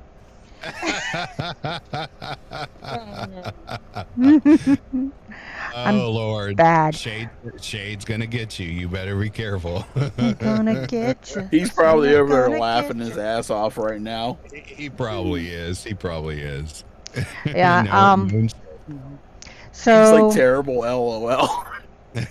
So you always ask before you do a story, and you said they've been giving you notes. What that may be is a lot of people, especially at this time, because we are going into the spooky period, a lot of the authors are getting requests for the same story repeatedly. Half of the time what I'm getting now is, no, I want my work to be monetized. And in my mind, and call me whatever you want, I don't care at this point, but I'm like, okay, if you want it monetized, why is it on a public platform then? Take it off Reddit. They want it monetized. I'm like, well, get it off Reddit. Most people come here because this stuff is free to use and we ask permission. If you want it monetized, go somewhere else. They want it monetized, and because they want you to pay them for it. Right. And when I tell them I'm not monetized yet, I would just like a chance to read your story, they're like, well, pay me. And I'm like, I'm not paying you to read your story if I'm not getting paid. But I do understand what you're saying. I had an author that It's funny because a smaller narrator than I did the story, all 18 chapters of it. And I asked if I could do it, and she was like, well, that one's this, so this is how much it's going to cost you. And PA was actually a voice of reason for me, and that says how bad that is. Um, so I was actually considering it, and then yeah. I'm like, wait a minute, I pay for paperback books that cost $8, and you want me to pay for 18 chapters that are basically maybe a page and a half long each, and Well, what and blows you my want me to mind pay $50 for it. Yeah. Some of these people that it still blows my mind because they want you to pay them for this story, but they, in my mind, they're not also not taking into consideration. It's like, sure, I'll pay you for the story, but number one, there's a whole lot more work that goes into it. So if you want me to pay you for it, I'm not going to do any editing. I'm not taking out mistakes. I'm not doing all of that I do for narration purposes, because what am I getting out of this? Yeah. And it's hard to call me an asshole if you want to, but that's just how it is. I'm not making any money, yet you want me to pay you for this story. I just don't see how that makes any sense to me. And see, at the same time, I've had So people, Phoenix, I've had authors I that was I just tell ask, and Phoenix. they're So just like, I just yeah, no DM'd problem. you. Thank you, Dark So, Little so Voices. Phoenix, I And just creepy clown girl. YM is black and white. Awesome. You're awesome, chick. I love that it's black and red. I'm sorry, PA. What did you say? so I just DM'd you on Twitter, but I just told you that Oh, myself, I write and I have around 50 stories. All of them are not on my website just yet, but I'm working on it. You're free to use any of my stories. As the Raven Dreams is also an author. All his stuff is fair use. He has his own website. I can send you a link to that. And there's a awesome. person on Twitter. I did his at so you could easily just find him. Um, Rose Black. He's always willing to let people read his stories, especially new narrators. He's just trying. Yeah, he He actually just kind of wants, contacted me. he'll tell you exactly what he wants you to what he wants you to link to. Okay. And that's all he asks for is you to link to certain things, and and he's always willing to let you. So if you're ever in need of stories and no one's saying yes, you can always pop over to my website, Raven's website, or ask him. I've got, Um, Will um, you do me a favor, PA? Will you, while you're on Twitter, will you just write down all three of those names for me and just including your name as well and just say use for stories and then put those three names and send them to me? I'm sorry, I have a million things going on and I will forget what you just said. I've As got far as two stories. Yeah, stories coming up from Rose Black. I just did a story by Raven. I'm doing a story by PA right now. I write my own stories. I am in a group.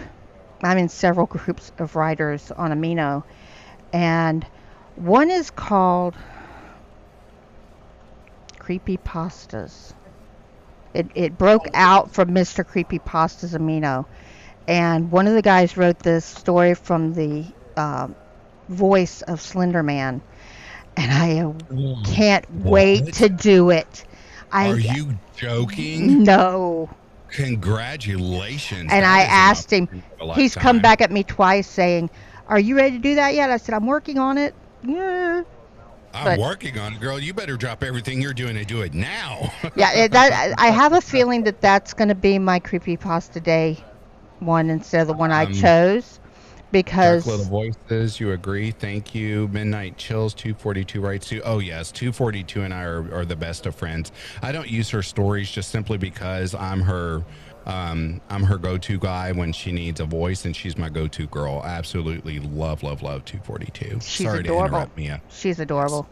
I But love 242. She's amazing. yeah, and I'm writing right now a mythology based story. I got into a Ooh. group and they had Myth Timber, which is basically instead of Spooktober, it's Myth Timber. Mm-hmm. See how they did that? Um, Yes. and I'm 4 stories in on it, and each one it's like the first one was primordials. So you write a story for primordials telling about mythological, your choice of which myth, primordials. And then the next one was kings and queens, and you do the same there, and it just does that all the way through the month. Well, obviously mine are taking a little bit longer than one day to get written and everything. But I've also got a background story that's going on with the way I'm writing it, and it's going to twist into a horror story. Right now, it's not really showing any details for that, but it's getting ready to twist with this next one. So let me address something, because Creepy Clown Girl, if you're still in the stream, if you're not, I'll shoot you back another message. Where you came in a little bit later, I'd already spoken with it, so I'll say it again. I am not actually going to the hospital. I was cleared to stay home for the month with my heart condition, so I am here. So anytime you do want me on your stream, I'm game. They told me to stay at home. The only thing I can't do is drive. So I'm fine, but thank you for the well wishes. I'm not going to the hospital. And Sorry, work on Mia. your car. You can't work on your car because that's too much stress. We won't talk about the car anymore. I'm already upset as it is. But yeah, that's basically I've got a whole bunch of stuff ready to go and everything. I've got 4 authors I haven't heard anything back from at all. I'm getting ready to hit them again. One's on Twitter, 2 are on... 3's on Twitter. No, 1's on Twitter, 1's on Facebook, and 2 are on Reddit. So if you've gotten a message from me, please, can I do your story? Right. But, yeah, one was going to be a Halloween story, and it's not now because I can't do the Halloween story at this point, and it not have the permission at this point because I've got to set it up. I'm actually thinking about doing some streams showing how I set up stories and so forth. If anybody really wants to watch something like that, I think they might. I don't know. I know PA said he's interested. I was going to offer to actually both of you now that I'm on your stream, just like I do. And I'm actually grateful. I've never really done podcast. I've been wanting to do this type of thing, and I'm actually glad, and I'm very appreciative that you both, especially, well, I think it was PA that technically reached out to me. Yeah. Thank you so much for having me on. But anytime, and I always offer this to anyone and also to everyone in the chat, if ever you need a voice, don't ever hesitate to ask me. My mic is always on and at the ready. So for Mia, use me. PA, use me. So I'm here. Same here. Yes. That's good, man. And that goes for anybody else listening. Yeah, I just sent you. Oh yes, I just my got website, Raven's website, and linked Rose Black's Reddit for you. Thank you so much. I appreciate that. Give him Casey We're Aliens Reddit. Oh yeah, that's a good idea. Because Casey's got a lot of stuff that is really good, and I still want to do Emma. Dark Little Voices. Hell yeah. DK says that's great. Tell DK we say hello and we send her our love, and we hope the baby is doing as fantastic as I hope Is it she? I'm so sorry. I forgot what sex the new baby is, but tell her we send our Pretty love. sure it's a she. She, yeah. I just hope that both of you are getting enough sleep and that you're helping each other get enough sleep, like trading What? sleep. Shay doesn't sleep. Shay Well, does then not sleep. Shade should be the one up change the baby's diaper because she's got more things she's got to do. Shay never sleeps. I don't think that man ever. I think the only time he sleeps is when he's probably bottle feeding the baby. He gets a quick nap in. I've got to get my URL for my my website fixed. It's gone back to the default URL because I couldn't afford to pay for the other URL. For your website or YouTube? For my website. And then I've got to do some changes on it because I started that before I started YouTube. So there's a bunch of stuff there that has nothing to do with what I do on YouTube. So I need to section things out. Okay. As a matter of fact, 13 Past Midnight went over there and looked at it before he interviewed me. And he read my about page. And he started questioning. That's the first questions he hit me with. in the interview, and I was like, ah, I don't know. DLV says she. So yes, give her our love, the precious little new dark voice in the house. And she says, hey as well, and don't rat me out, PF. Well, I'm sorry, we're family. That's what we do. Shade, if you or Decay could get, and I know this sounds horrible because you hate it when your baby cries, and I hated it when my babies cried. If you could record some baby cries, That would be great. different Stories. ones. Yes. You could put it all in one file, but different because babies cry differently. You can tell the difference in the cry, whether they're scared or they're hungry or anything like that. Just different all right, cries. Clown girl. We'll see you in a second. Okay, CCG. Yeah, I would appreciate that because I would love to have that because there are times when I need something like that. You're probably calling out a secret weapon of his because I almost guarantee he's probably doing it for some of his future projects. Knowing how Shade thinks, he's very sneaky and he's very good at what he does. Well, he's a writer too. I used some of his stories, so I'm pretty sure he's already recorded some of those babies' cries. Yeah. What is it? I mean, I can try, but I end up laughing at her cry. Oh, Shade. Well, actually, that helps the baby because the baby sees you laughing and the baby calms down. I understand that. I had a son and a daughter. It broke my heart every time either one of them started crying. So I can't stand it when kids cry. It breaks my heart. Yeah.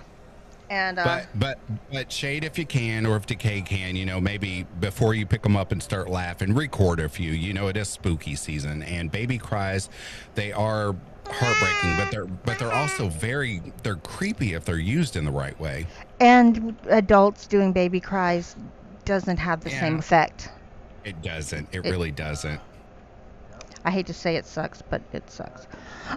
And I've tried to use, voice or sound effects from YouTube, but they're just not recorded right. So I'd rather use a narrator who actually has a baby and can just really get that good cry and that really good scream. Get one where she's like maybe constipated, can't poop. Those are the good cries.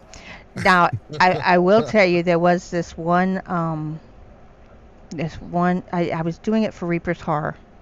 I was doing a story for Reaper's Horror. And it was not the whole story. I was just doing a section in the story. And I had to scream. And I told my housemates at the time, Margie was still alive, and my husband, I'm going to have to scream when I record this, so I'm okay. Nothing's wrong. That is so funny. I have to tell my dog the same thing. I'm going to have to scream. Well, I get in here to record it, and I get to that part, and I screamed as loud as I could without hurting my voice at the time. And Margie's like, what's wrong? I solemnly swear that I'm up to she completely forgot. Forgot. I'm not sure if they're in here, but Streamlabs, thank you for saying that. Remember to be civil to each other. We are a family that loves each other. That is very true. There's enough going on in the world, and we are all very supportive, and we need to be here for each other. You are correct.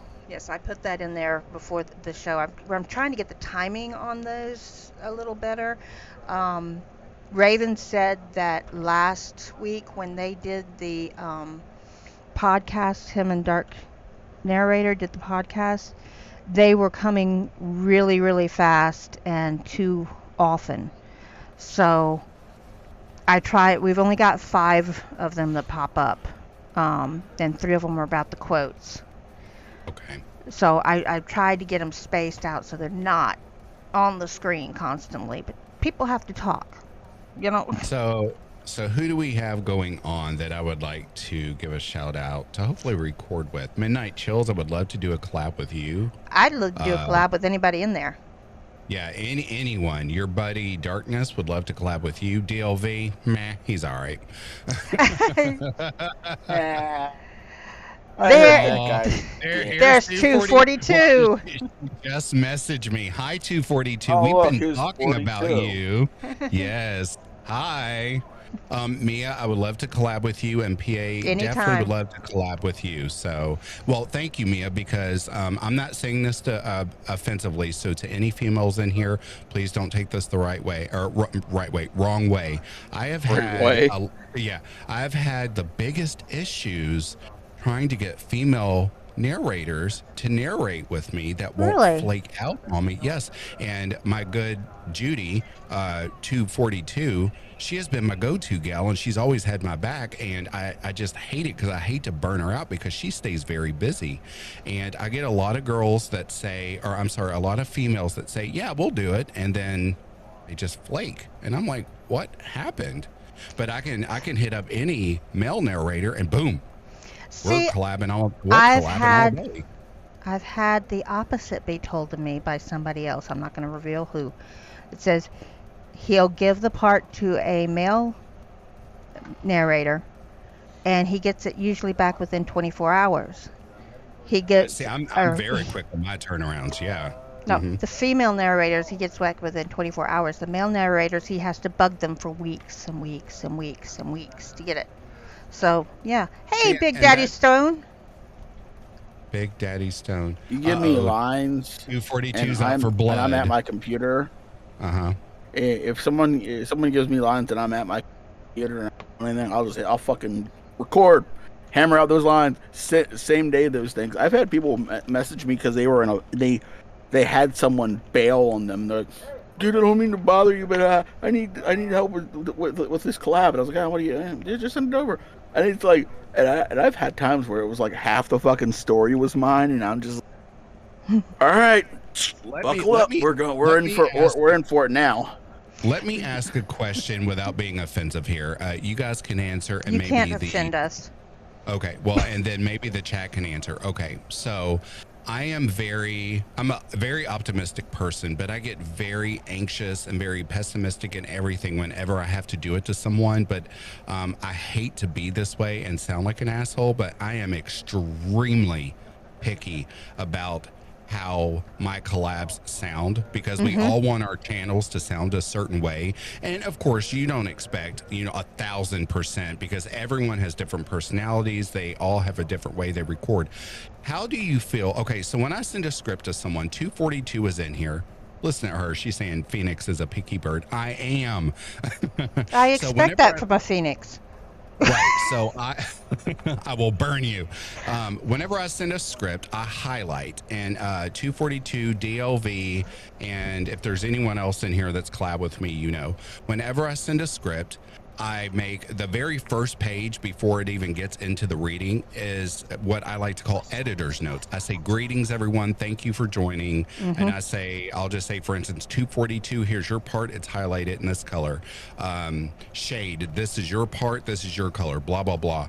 What do you do when someone finally says, yes, I'll collab with you? And normally in those notes as well, I'll say, hey, do not edit your stuff. I want you to keep the background noise and everything. Let me take care of that because some people send me stuff and they've chopped it so much I can't use their recordings and then they get mad. And then I also say, hey, if you can, please record your lines 2 to 3 times so I can take your best take to make you sound the best because I really am. Never heard that one. Right. What do you do when someone doesn't follow directions and they just send you one recording and it's rushed and they literally sound like they're reading from a script and you get back with them and they get pissed off at you? How would you handle that? Well,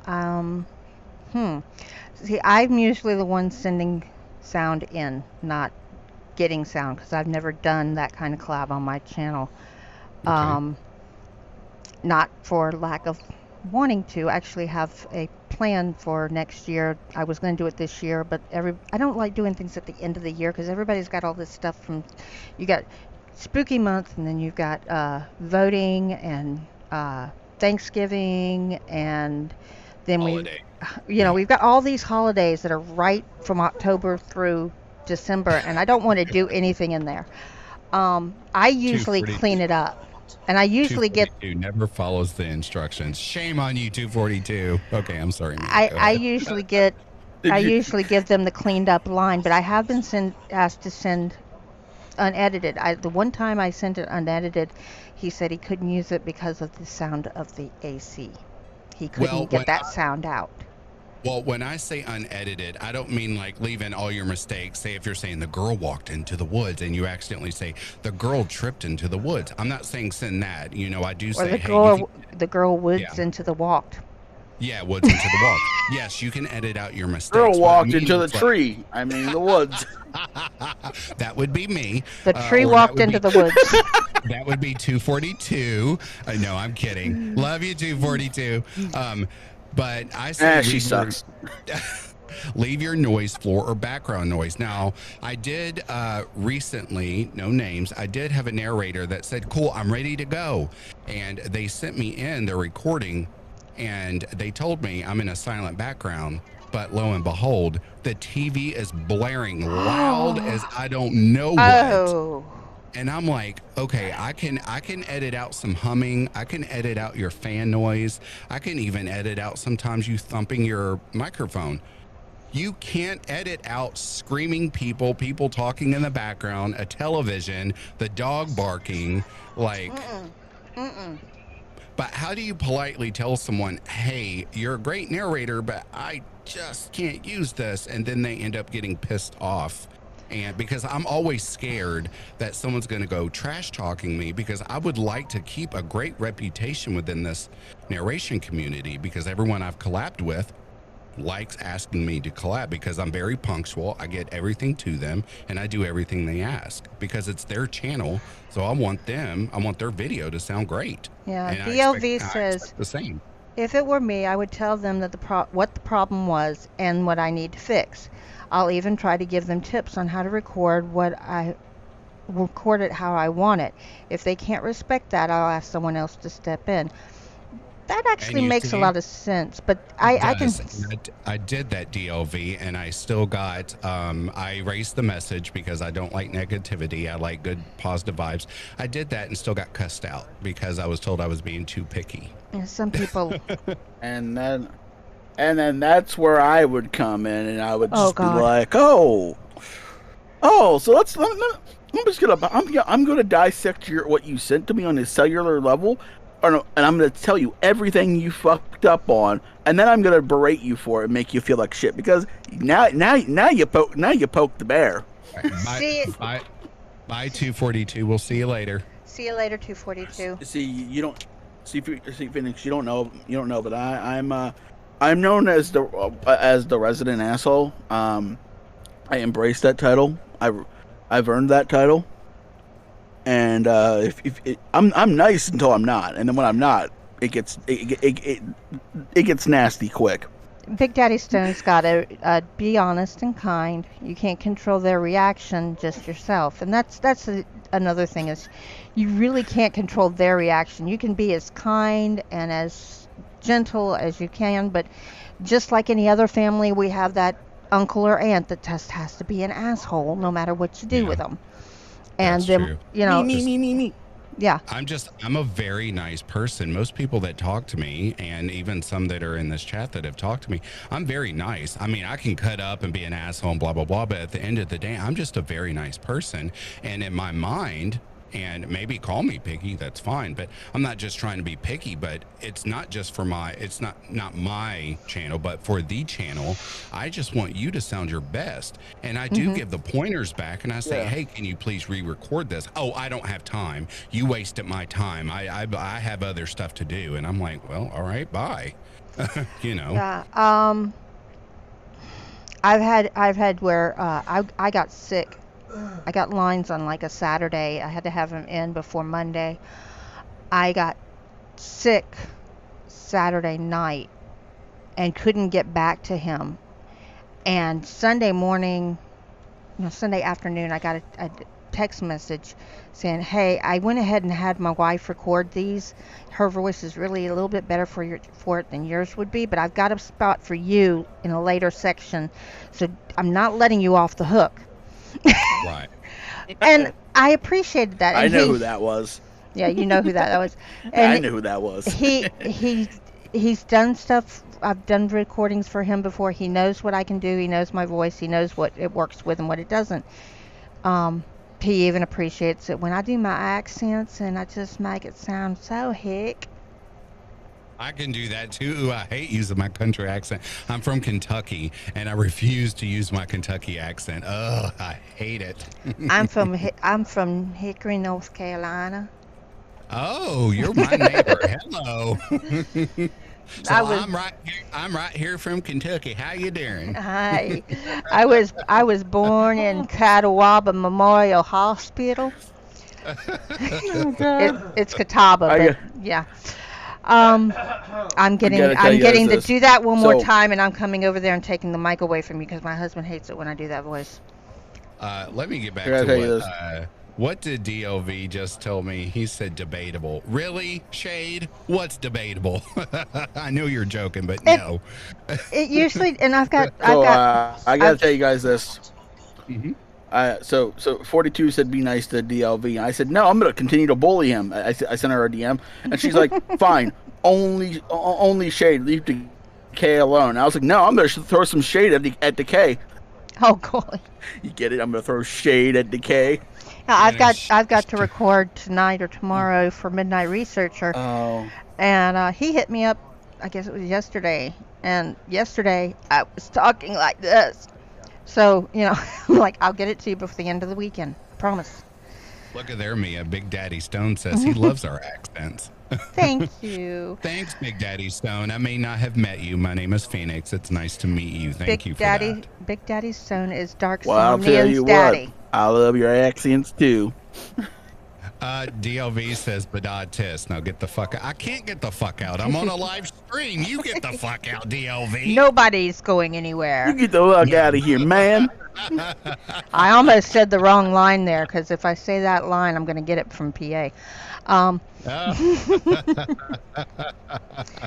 But yeah, What am I said nobody's leaving. why are you oh. It's Shade. He loves picking on me. I pick on him too. Oh, he said I meant that toward PA.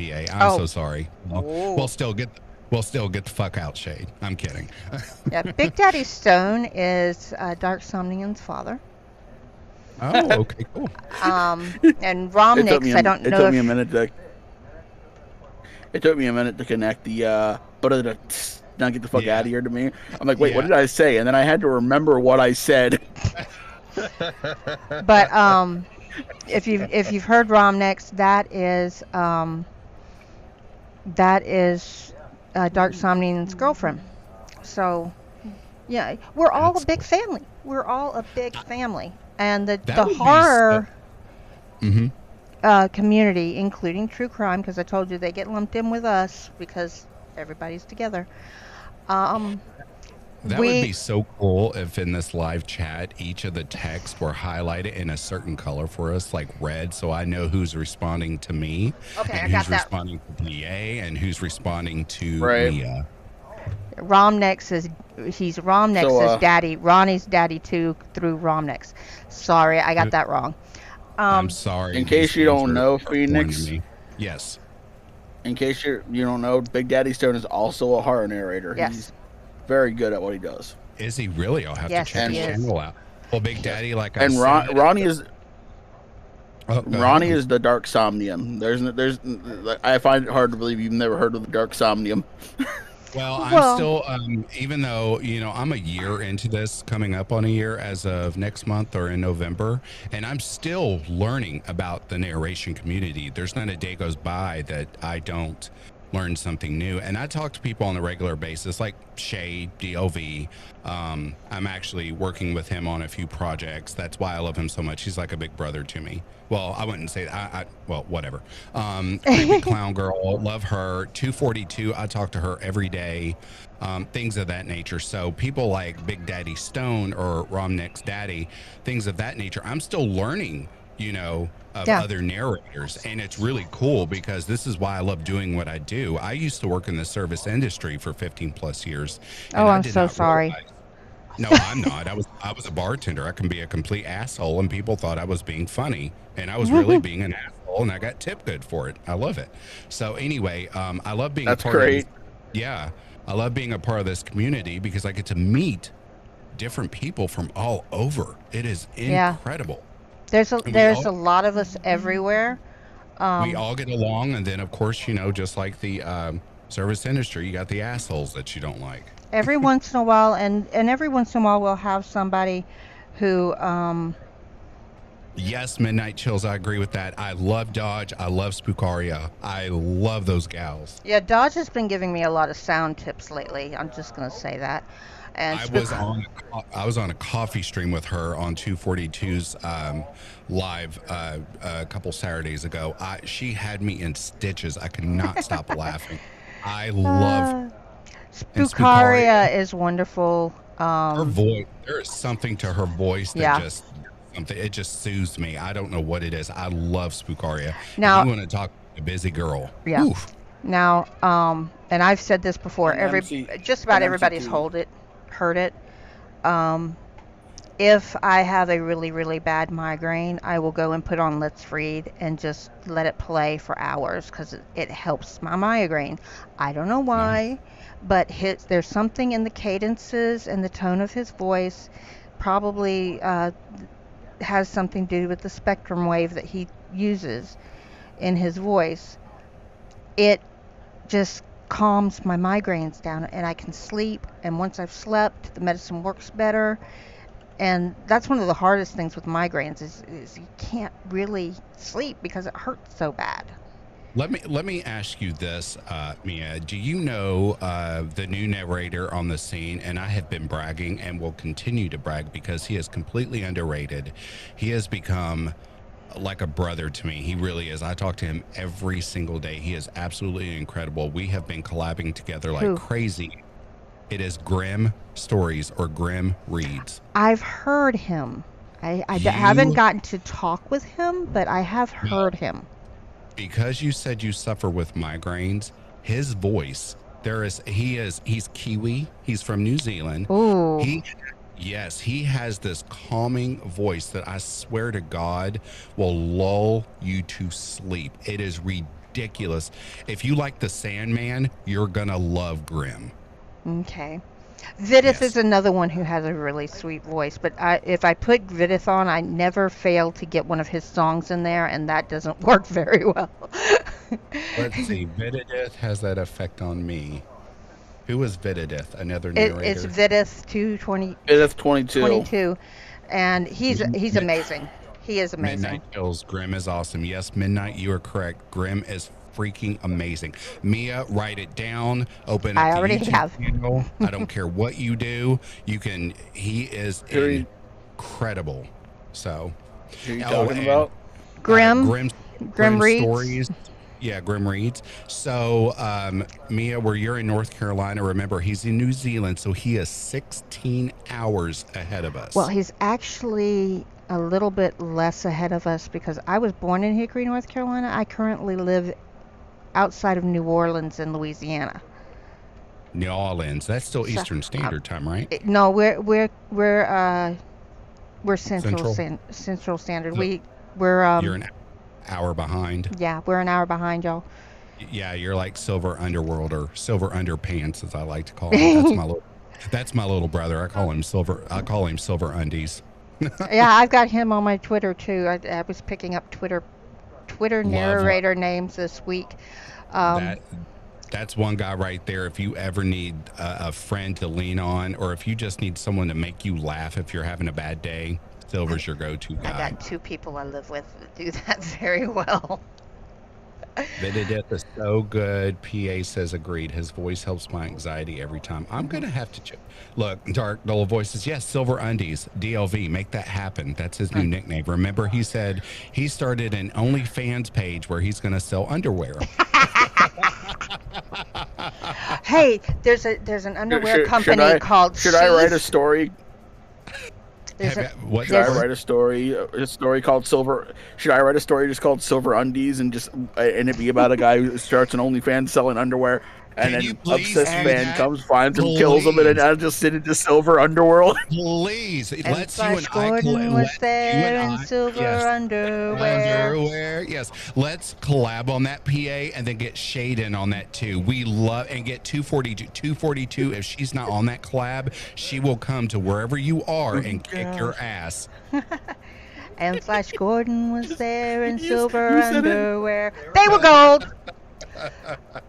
You said it. You said it, and I was just like, I can make a story out of that. Yeah. Silver is one of the hardest working narrators. I'm not saying, anything else against anyone. We all work hard. We all pour our hearts and soul into our channel, but Silver is one of the hardest working narrators, and he is he's the coolest people person. It's like you grew up with the guy. You know what I mean?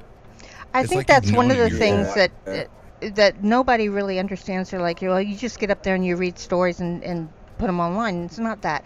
Any idiot, and I've run into them, any idiot can set up a monotone or non-monotone computer voice to read a story and post it online and have a black screen or rain scene or whatever on the top. Anyone can do that. It takes no time or anything. What we do is a narration. Hang on just a second. We don't just Midnight read it. Chills.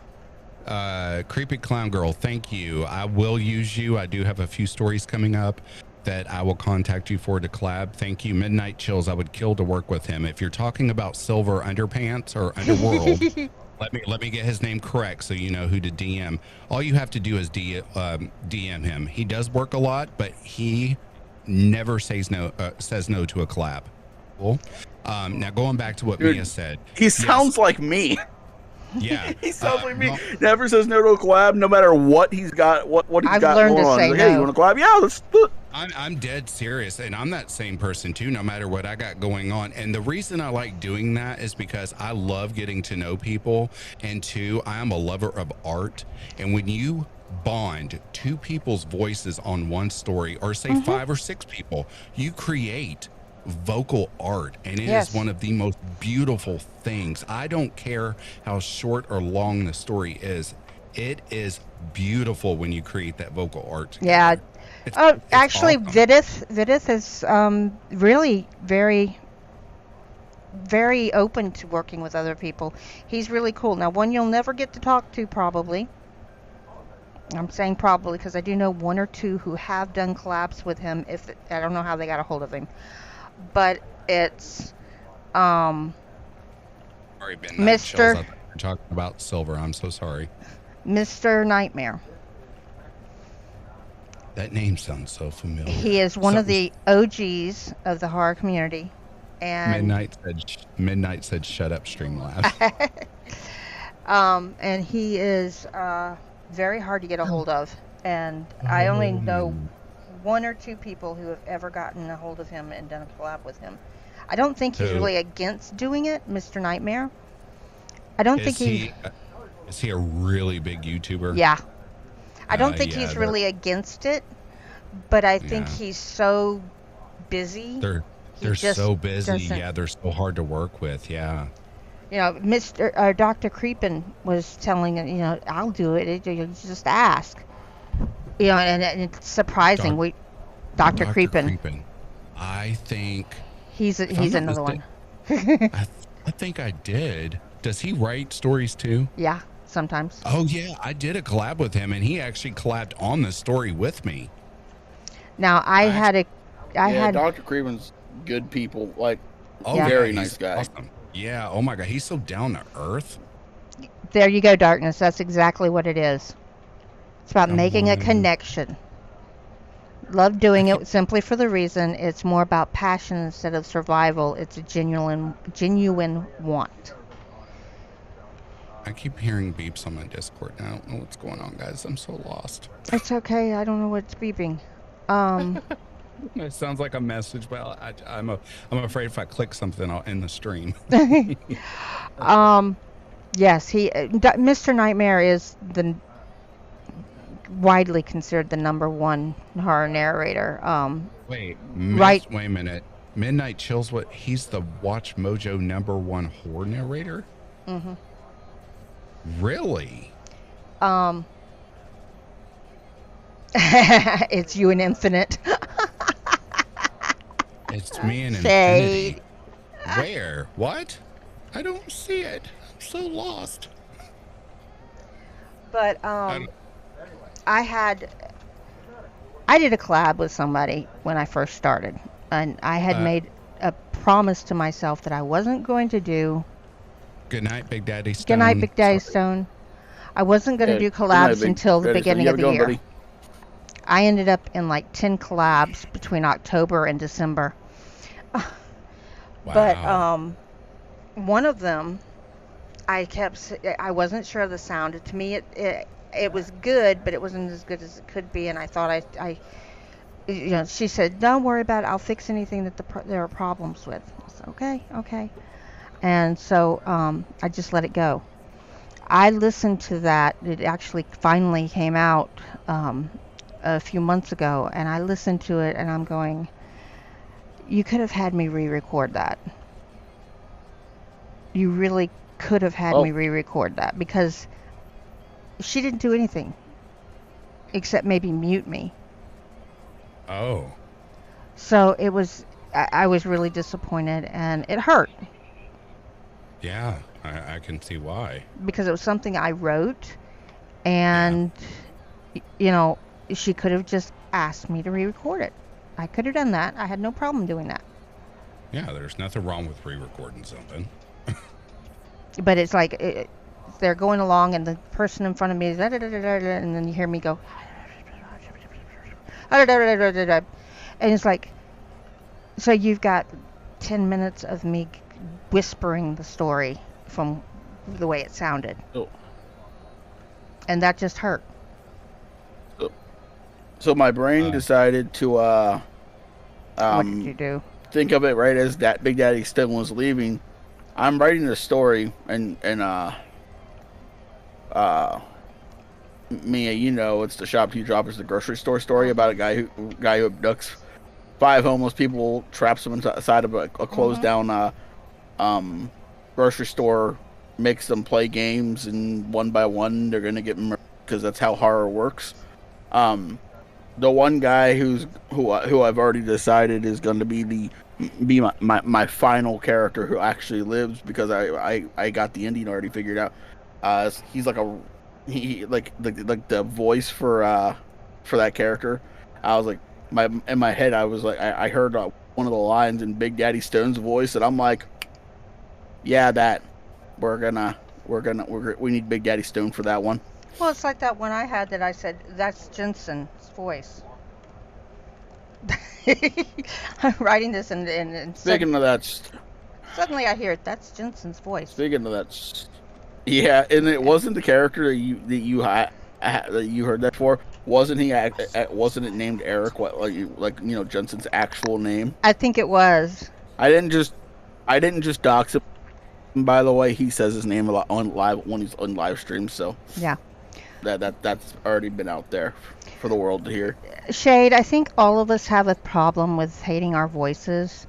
It's mostly because we sit here and we listen to them. I have always thought that my voice was really, really low set for a female, and that I sounded more like a guy. You don't sound like a guy. That's what I get from everybody. But to me, I've always thought that. I sound I like do. a guy. Well, if I do this, you might think I'm a guy. No, not really. I would just think, are you awake? Did you just get up?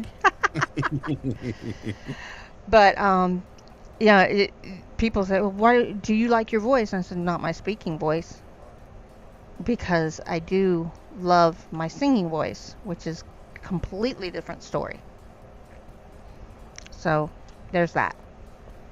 Let's see if I can slow that down a little bit while we're sitting here. We're actually Deal. running over. DLV, I am so sorry that you went through that. That is I will horrible. say I'm not being conceited, but I used to hate my voice until I started narrating, and then I guess maybe it's the power of the microphone. I've learned to love my voice, because if I hate my voice, I know my narrations are going to sound like crap. So I've learned to love my voice, because I guess sitting in this chair for hours on end and doing everything I do, except for, straining my voice, I've come to love it, because I didn't know I could do certain things with my voice. So I'm gonna leave that as a. I still hate my voice. In fact, when you guys were talking about listening to the narration after you put it in the into your editing programs and you rate all that, and then you listen to what YouTube rendered. I'm like, look, I've already listened to that story 4 fucking times in the Yes, editing process yes. while I was adding sounds. I That's don't when want to I- listen yeah. to it 2 more times. That's when I hate it, is in editing. I have to keep going back, and I'm like, okay, I am so sick and tired of listening to my voice. Oh, what just happened? I don't know. I don't know. I don't know. I don't want to listen to looks my fine. voice. I don't want to listen to this 15-minute story or 20-minute story 2 more times after I got the editing. I forgot when I'm like, Well, all right, throw the video in, Well- render it, put it on YouTube, done. well, And then I just Shade, I agree. It sounds good. And then I get nervous, and then when I'm done and it's finally uploaded to YouTube, while I'm waiting on everyone to be like, "Oh, Phoenix has a video out," I'll go back and listen to it on YouTube on my phone, because I'm like, I know I just listened to this for the past 2 hours editing, but now I need to know what it sounds like on the phone. It also sounds different on the phone. It sounds different on the phone. It really does. It Yeah, it- depends my on what you're headphones- listening to.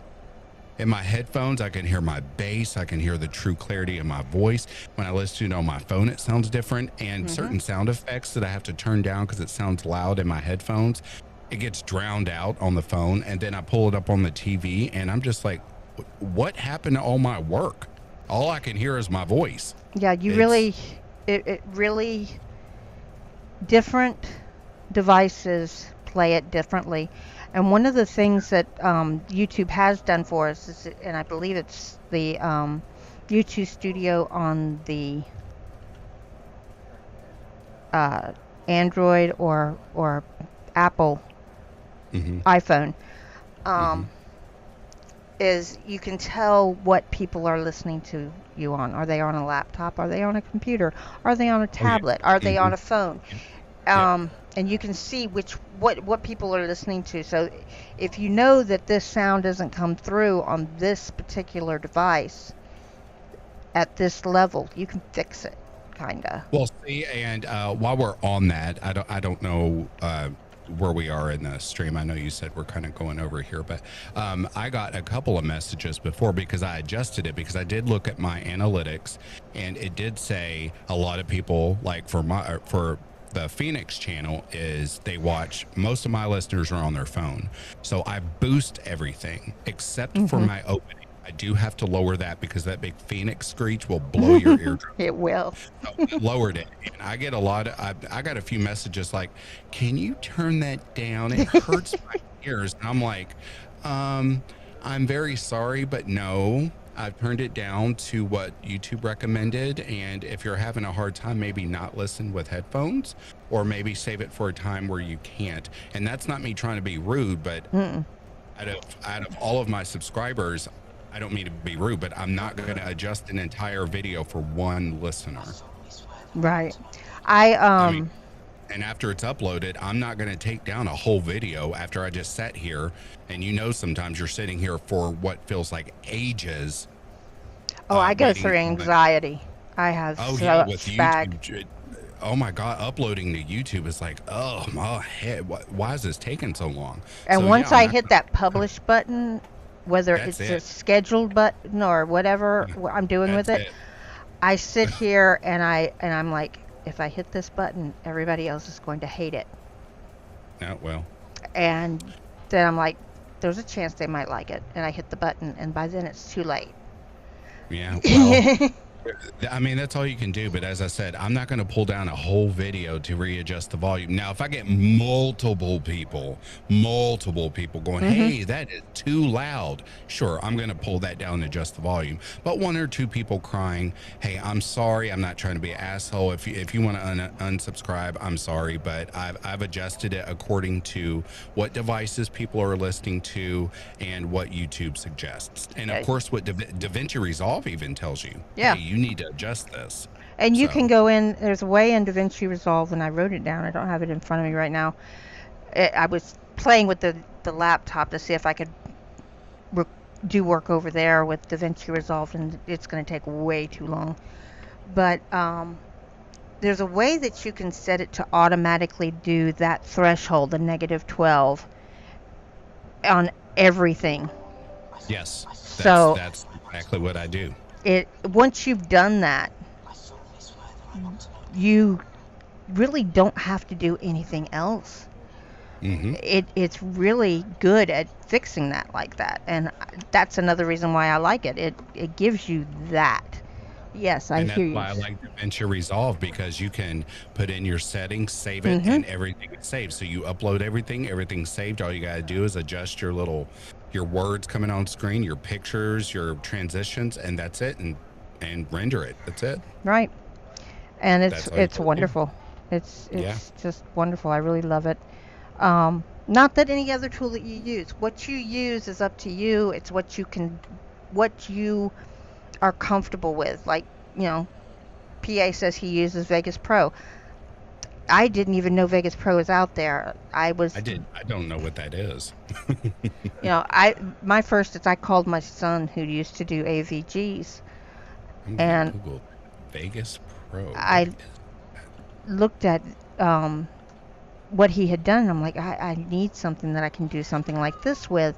And so I got a hold of him and I'm like, hey, when you were doing your AVGs, what did you use? And he says, oh, I just used Windows Movie Maker. Windows Movie Maker is no longer a part of Windows. It's Oh, another Vegas. tool Okay. that you have to make Yeah, and Vegas pay Pro for. looks like Flamora. That's exactly what that looks. It looks just like Flamora. There's another tool that people use. So, Yeah. Yeah. it's different tools. Who likes what? It's what you're comfortable with. Work with what you're comfortable with. I'm comfortable with DaVinci. So am I. I enjoy it. There are other people who are as well, and hey, that's a good thing. Gotta All right, go. Dark See Little you, Dark Little Voices. Voices. Actually, we're gonna Bye. wrap this up. I don't know where we've lost PA to. Later, DLB. Tell DK. Oh, no, I'm here. Can you guys not hear me? Tell DK we said hello, and we hope the kids are doing well. Yeah. We heard you for that. Wait, I didn't can hear you. Can you guys hear me? Yeah, you were just being really quiet there for a bit. Okay. He's in the back chilling, He watching says, TV. sleep Probably. well, everyone. Or playing Yeah. a game. Actually, no. I don't have a TV in my office. Well, that's Sleep probably well, a good everyone. thing. Sleep well, everyone. You sleep well too, Dark. You well, sleep I well would too. say- Be safe. I would say sleep well, DL or Shade, but you don't sleep. But yeah, rest well. Kind of hear my chair Meditate squeaking behind well, me. Shade. Meditate well. Meditate well. That's the other thing is you have to be comfortable when you're recording. Yes.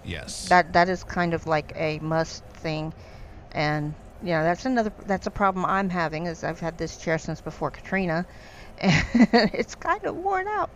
But Mine is brand new. It's just where I sit here for so long. I mean, it's still comfy, but after sitting for so long, it's like I need a cushion. And then two, I'm starting to get older, so I need a chair with lumbar support. It's crazy. with my MS, I need a chair with lumbar support, and I need, leg support in certain ways and so forth. So Yeah.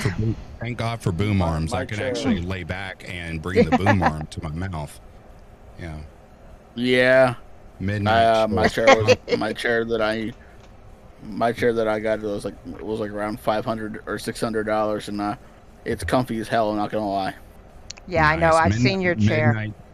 Midnight chill's comfortable. What's that mean? What's that mean? Midnight chills. Are you sitting on the floor? No, actually, I saw. I don't know if you guys know who Irish Demon is. No, it wasn't Irish Demon. It was Team Skeptic.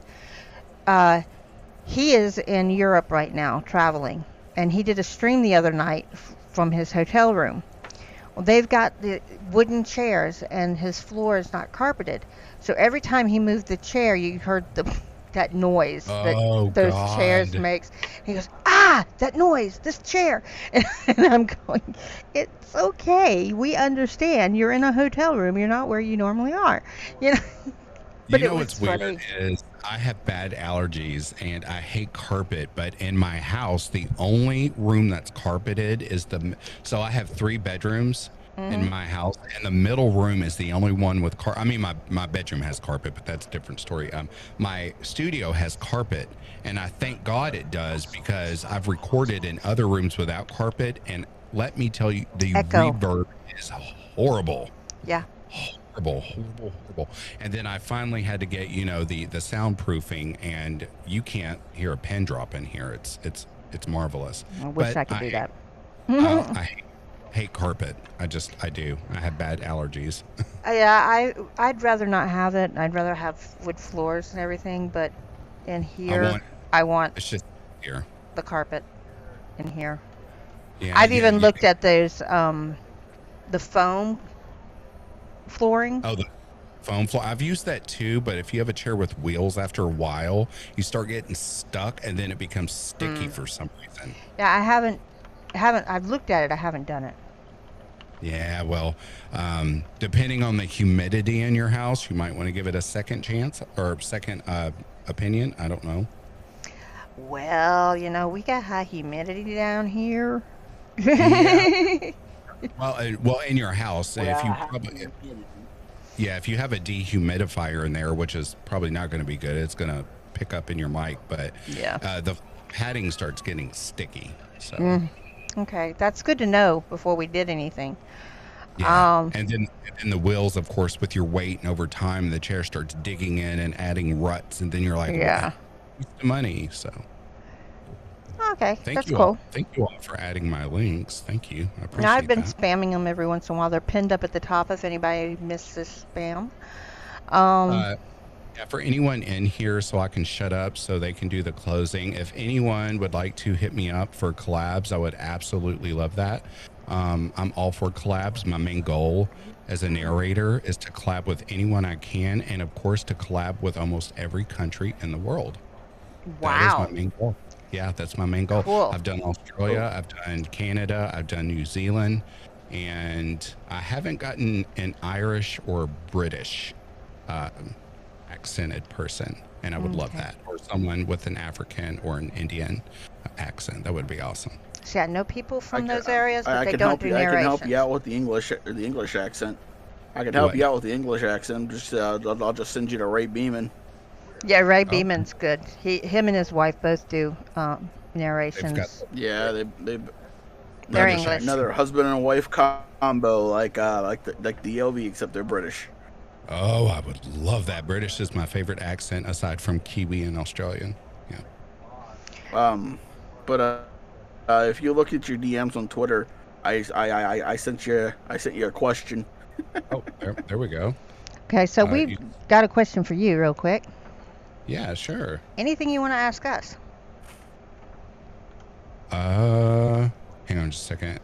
We've kind of been going back and forth with all this stuff. Okay, PA, I will get back to your question in just a moment. I can multitask, but right now, okay, a question for you all. How did my interview go on here? That's all I can think of. I think I want you back. Cool. Okay. Yeah, I had a lot of fun. I thought you were going to ask how we got started on YouTube, and I had an answer. Okay. How did you get started on YouTube? So I got bullied into starting on YouTube from a lot of people, Mia, CCG, Filia, but especially from 242. She tricked me. She's like, she tricked me. She's like, I'm going to show you how to upload to YouTube. I'm going to show you how to get everything ready. That way you. And we got the video all uploaded and and she's like, now you can publish it. And I was like, but I'm not ready. She's like, publish it. And I'm like, okay. Wow. So yes, I got bullied into starting narration because apparently people thought I had a good voice. I still don't understand why you people like my freaking voice. It sucks. Actually, no, it doesn't. I do have a legit question for each of you. It's a two-part question. One, I'll just ask the question general, then each of you can answer. One, what is your favorite genre of horror to narrate? And two, how long does it take you to record, edit, and publish? And PA or Mia, you can start. Ooh. Go ahead, PA. My favorite genre of horror, even though I don't do a lot of it on my channel, because it's actually a hard genre to find, is science fiction. I like in stories in space, because space is terrifying. Like especially because my favorite game is horror survival game is Dead Space, and there's a reason for that. So But how long does it take me to record, edit, and publish? Okay, so the recording takes me the longest. I'm dyslexic, so there's Okay. times where I have to stop and I'll look at a word and I'll know the word, but I'll have to go and still listen to it on Google just to make sure, like Mhm. I'm narrating the right word because like my brain likes to change crap around on me. So that takes time, and whenever I stop and delete my mistakes. So generally, a 15-minute story takes me about an hour to narrate. Okay. The editing process, if I'm not adding sounds, is relatively quick because I edit on the fly when I'm doing all my stuff. Most of my Mhm. mistakes are cut out. Literally, the only thing I'm doing is after I run it through my rigmarole of a macro that Raven helped me set up on Audacity. I just listen Cool. for mouth noises, clicks, and Okay. any mistake I took out. So that takes me about 15 to 20 minutes to do that. But if I'm adding sounds in multiple hours, And then the multiple third part of that is, or the last part of that. I'm sorry, I should have included it. What is your biggest pet peeve recording or collabing? There we go. Your biggest pet peeve. uh hmm probably making sure that all the voice if I'm collabing with someone or even if I making sure the dialogue sounds like it's flowing naturally. I want to make sure it sounds like there are two or three people. If there's two or three people in a scene and they're all talking, I want the spacing and the timing and everything to sound like those people are actually in the same room and they're holding that conversation. So it has to sound like a conversation. It can't be like Just insert reading. dialogue here and then like a second and a half passes by and then they respond. If it Mhm. says he snapped back, like I make sure it's right after the person's done. It's like they snap like the dialogue. I think in our normal He snapped reading, we, back. we Okay. normally take that moment, in between, sleep well, Yeah. everyone, he said as he And walked out the door. And we automatically take that second before we said, he said. But when you're narrating, you have to get rid of that because it's supposed to Right. flow. It's not supposed to have Okay. that break. it's like sleep well, everyone. He said. And you gotta make sure it just flows and that's something that I had to I've had to break myself because when I was starting narrations the way I would, the only way I could describe to you how I sounded was like the pauses that I was making reminded me of how William Shatner talks. Oh, I love William Shatner. It was just that like it was that like awkward pause, and then it would start back up, and then it would like end, and I'm just like, yeah, we got to get rid of that. William Shatner. He So went I, through the door, and then he said, yeah, Hey, come on, William, speak." yeah, I don't know if you've ever seen yeah, the William it was Shatner that. on It was Twilight bad. Zone. Oh yeah. The episode where they were playing with the fortune teller. He didn't have that in it.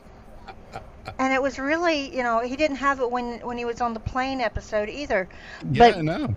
when he got into Star Trek, he started doing that, and I don't know why, because And now he's older. He does it worse. it just seems to flow naturally out of him now. Yeah. He went through the door. And it's like we've Yeah. been sitting here for an hour, and you still haven't finished that paragraph. Come on. Yeah. All right, and From- Mia, same questions for you. My favorite genre of horror, probably psychological, where you don't see it coming, you don't know who it is, or you have a Yes. slight idea, but you're not really sure. Yes.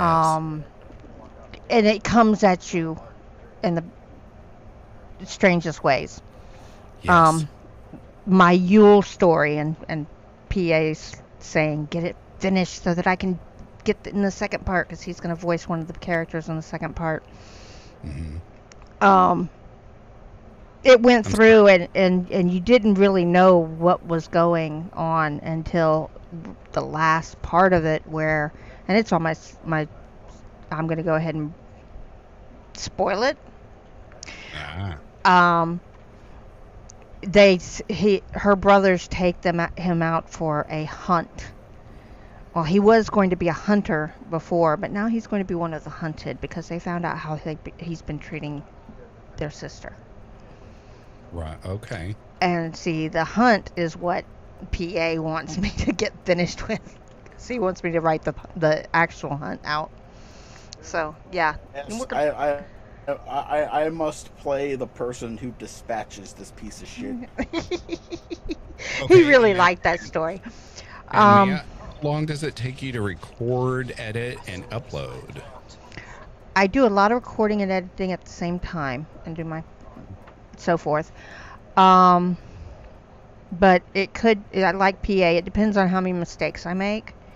And if I'm sitting here and I'm twisting in my chair and it starts squeaking, which is something that I do when my pain starts going higher, it'll take longer. So it could, if they have this way where they can say, so this many words is going to take this long, and I can't do that because it doesn't always take the same amount. 1,000 words doesn't always take 10 minutes.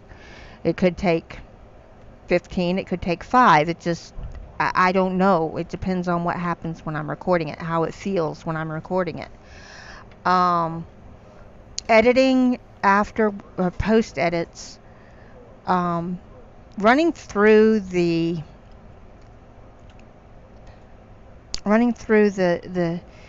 Amplify and all those. It's like 5 or 6 different ones that I do standard, but I change them depending on the piece. That's pretty easy. Going through and getting the breaths and spacings and everything like that takes longer. I could take a day to 2 days to go through it and find all those. I record with my background music when I'm recording. For me, it's easier. It helps me get in the mood of the story. So I've already got the music there. If I need sound effects, I have to go and find them and slip them in, or create them and slip them in. So that's more time. So it could take a day or two to get exactly what I want. Now, of course, PA's story, it's taken me about 4 weeks now. And then when I pull it into DaVinci, for some reason, when I start doing the work in DaVinci, I always find that the pictures that I wanted to use are gone, or they now don't fit what I wanted. Welcome back, Creepy Clown Girl. Hey, CCG. So I have to go hunting for different ones, or I start going through with the catalog of the ones I've already used before, and that one won't work, or that one won't work. I did a story, I thought I had all of these pictures that were going to be wonderful for this story, and when I started putting it together, I couldn't find any of them. Yes, Captain James T. Kirk of the Starship Enterprise. So what is your biggest pet peeve? Dogs that start barking in the middle of a sentence, or birds. So background noise. Background noise, and my body giving out. Well, I have MS. Oh, and that is right. Mm-hmm. One day I'm fine, the next day I'm not, the next day I'm fine, the next day I'm not. PA, I remember him telling me to go to bed one time when I was working on Beautiful Nightmares videos. I had been up 38 hours trying to get the video done on time. I have insomnia, so I've been known to do that too. Mm-hmm. And he's like, go to bed. The other one is Filia knows me well enough to know that I am a perfectionist. Yes, so am I. We have that in common. And when I get in there and I'm working on it, I want it to sound right. I want it to look right. I want the transitions to be what I've got in my head. Obviously, I'm not going to get that because you can't take it out of my head and put it. I'm not a visual artist. Okay? Right. I can't sit down and draw a picture to show you what's in my head. Oh yeah, me either. I wish I No. could. The closest I can do is put it in words and hope that you get the same vision I'm getting. Yes. And see, I was talking about that earlier about me telling everyone, please don't see me as an asshole. I just like things the way I like things. I'm a perfectionist. I totally agree with you. Yeah. And Filia will. If Filia And you- PA's done it a couple of times. It's good enough. Leave it alone. And in your mind, you're like, no, it's not. No, it it's can not. be better. Yeah, or it's. Yeah. I just want this one thing changed. It can always be better. The time that the problem becomes, does that little addition to the story, is it worth the next 12 hours of your life? Because that's how long you're gonna spend on it, Mia. See, he knows me. But So But yeah, that's- see, here's the thing. You can always tell when I bring my A game. Like I don't want to make it sound like I don't always bring my A game, but you'll know when I'm at the top of my game from the level of the sound design that I put in there. Because if my ADHD kicks in and I hyper focus, that is when I'm at the peak of my performance and shit comes out amazing. I wish I could harness that power and just use it whenever, but nope, Superpower, my turn brain on. decides when it wants to hyper focus. Superpower, turn on. do you all have any questions for me? I think we've asked all of them. Okay. What is your what got you into horror? Just Well, this may sound a little traumatizing to you. I know it was for me. So when I was a very, very, very, very young kid, I had a very, let's just say, mean father. We'll just leave it at that. okay. And when me and my brothers would not do it we were told, or we didn't act right, he used to sit us in front of the TV knowing damn good and well we were scared shitless of him. He would play movies such as Chucky, Freddy Krueger, Jason, Michael Myers, and if he put us to bed and we wouldn't stop talking or, getting out of our beds and playing, he used to come in the dark draped. He would drape a blanket over himself and he'd go to the kitchen and put knives between his fingers and come in and scratch our blankets and act like Freddy Krueger and scare the living shit out of us in order to make us go to bed. Of course, that terrorized me when I was a child. But as I got older, I became so fascinated with why people are so scared of stuff like that. And it stuck with me. And as I got older, I was like, I love the thought of fear. I love the smell of fear. I love everything fear and horror related. I love how instead of you doing it in real life and going to prison for manslaughter, you can have the worst day of your life and you could put on the most gory movie and just watch someone just get shredded to pieces, because to me it relaxes me. I know that sounds twisted, but in a way, because, and as well, but when I was a teenager, I used to play Mortal Kombat. So instead of destroying something, I'm like, I want to beat the shit out of something. I want to kill something. Yeah. And I would play those video games or watch a horror movie. And then when I got older, then I became the critic. I was just like, oh, this horror movie sucks, or, oh, this is really good. And then that's what bled into narrating. I was like, now I want to be, thank God I was blessed with this deep, creepy voice. Now I want to be the one that scares people. You might want to check out The Disciple. The Disciple movie. No, it's a narrator. Well, it's a group of narrators. I'll get you the link to it. But yeah, it's they scare the crap out of me sometimes. I won't lie, and I'm hard to scare. I'm gonna play the Uno reverse card on Phoenix, and that question that you asked us, I want to know the answer. I want to know your answer to it. Ma. So, what's your favorite genre of horror? What's your biggest pet peeve? All that. Oh, you're asking me? Yeah, turning it around on you. Yeah. Oh, okay, sweet. So my favorite genre of horror is a little bit of what Mia said, but it's a two-part answer, and I'm so sorry I can't pick one because it's a 50-50. I love the really gory type of horror, but not over the top cheesy gore. But I do love a good horror movie where it's realistic. So say if there is an antagonist and he has it coming and he just gets slaughtered and you're like, that's exactly what you freaking get. And then on the But I flip want it to be side- realistic. I don't want it, if you're going to cut their necks, don't make it look like a hose. Yeah, cheesy. And I'm not hating because I do love like the movies Resident Evil, but I don't want it over the top cheesy, too much CGI, unrealistic. Well, those have their times. There is a mood for that. Yeah, but if it's an antagonist that had it coming where like he gets kicked off a train and thrown into a helicopter blade, or someone slices him in half with a chainsaw or something, I'm like, oh yes, I love it.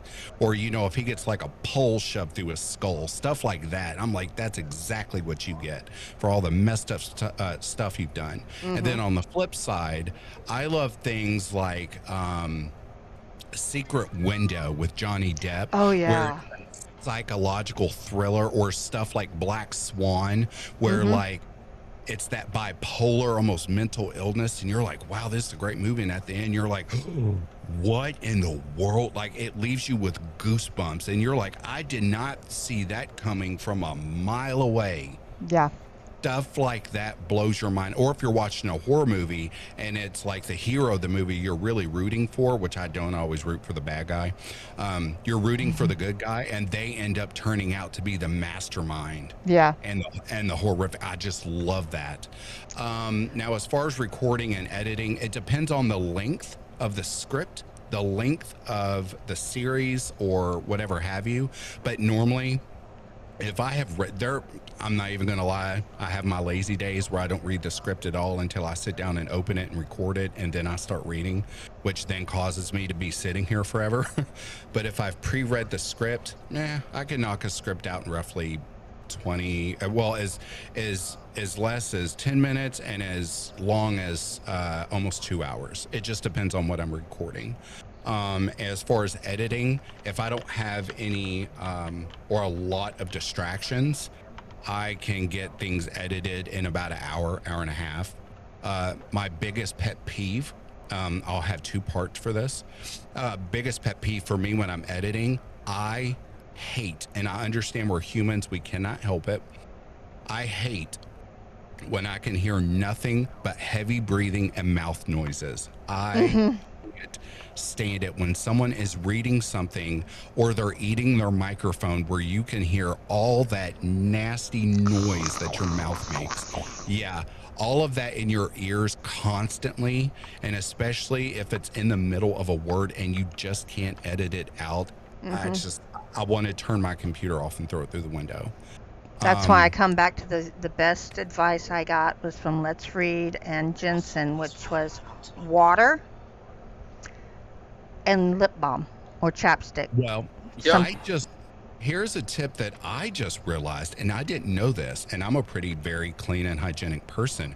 Before I sit down and read, because I always keep a huge thing of water with me and chapstick, I just found out I don't care if you've done it 15 times that day. If you go brush your teeth and then use mouthwash, your recordings sound incredible. I don't know about the mouthwash, but I brush my teeth before I start recording every time. Well, I it's do just the mouthwash as an extra layer of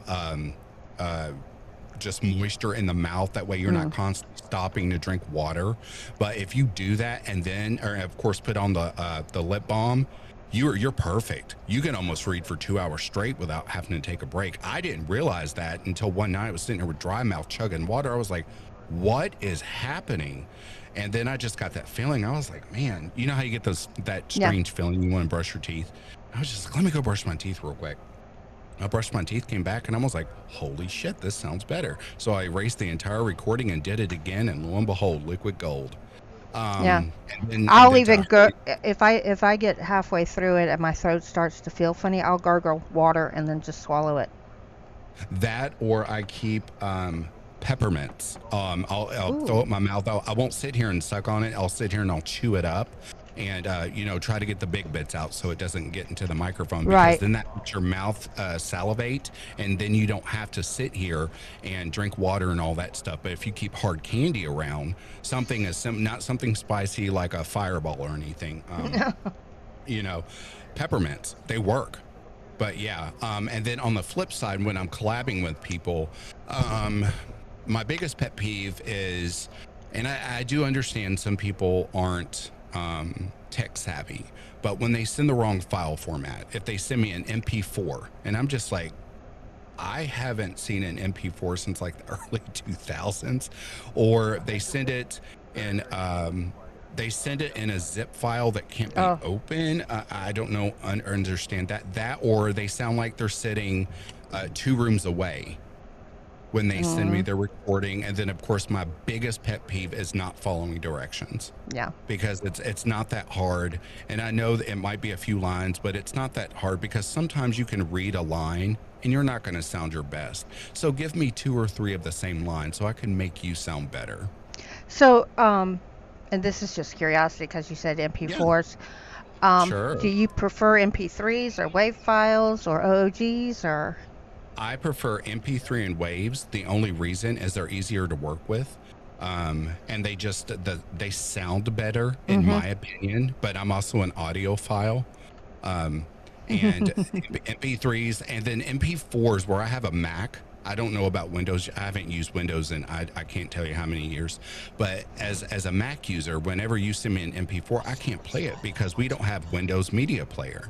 Right. So then I have to go find some site, then get it converted, and it's a mess. I don't think Winamp was ever written for the Mac either.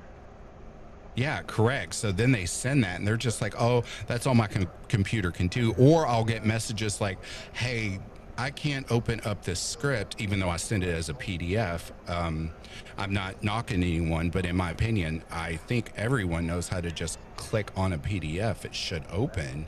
But or tell you you need to download Adobe Reader. Yeah, no. And the Macs don't do that because they use I forget what I used on here, but anyway,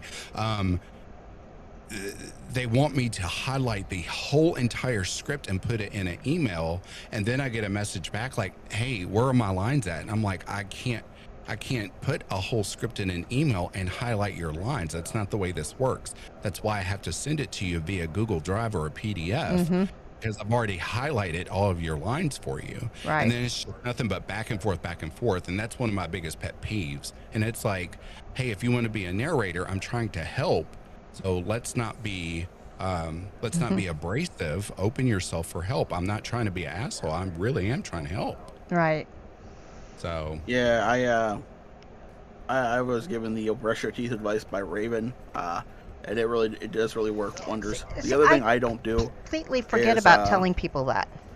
Midnight Chill said Phoenix is Scarecrow from Batman. Thank you. You know what? Silver Underworld says I sound like Batman. So I get told all the time because of my intro that I sound.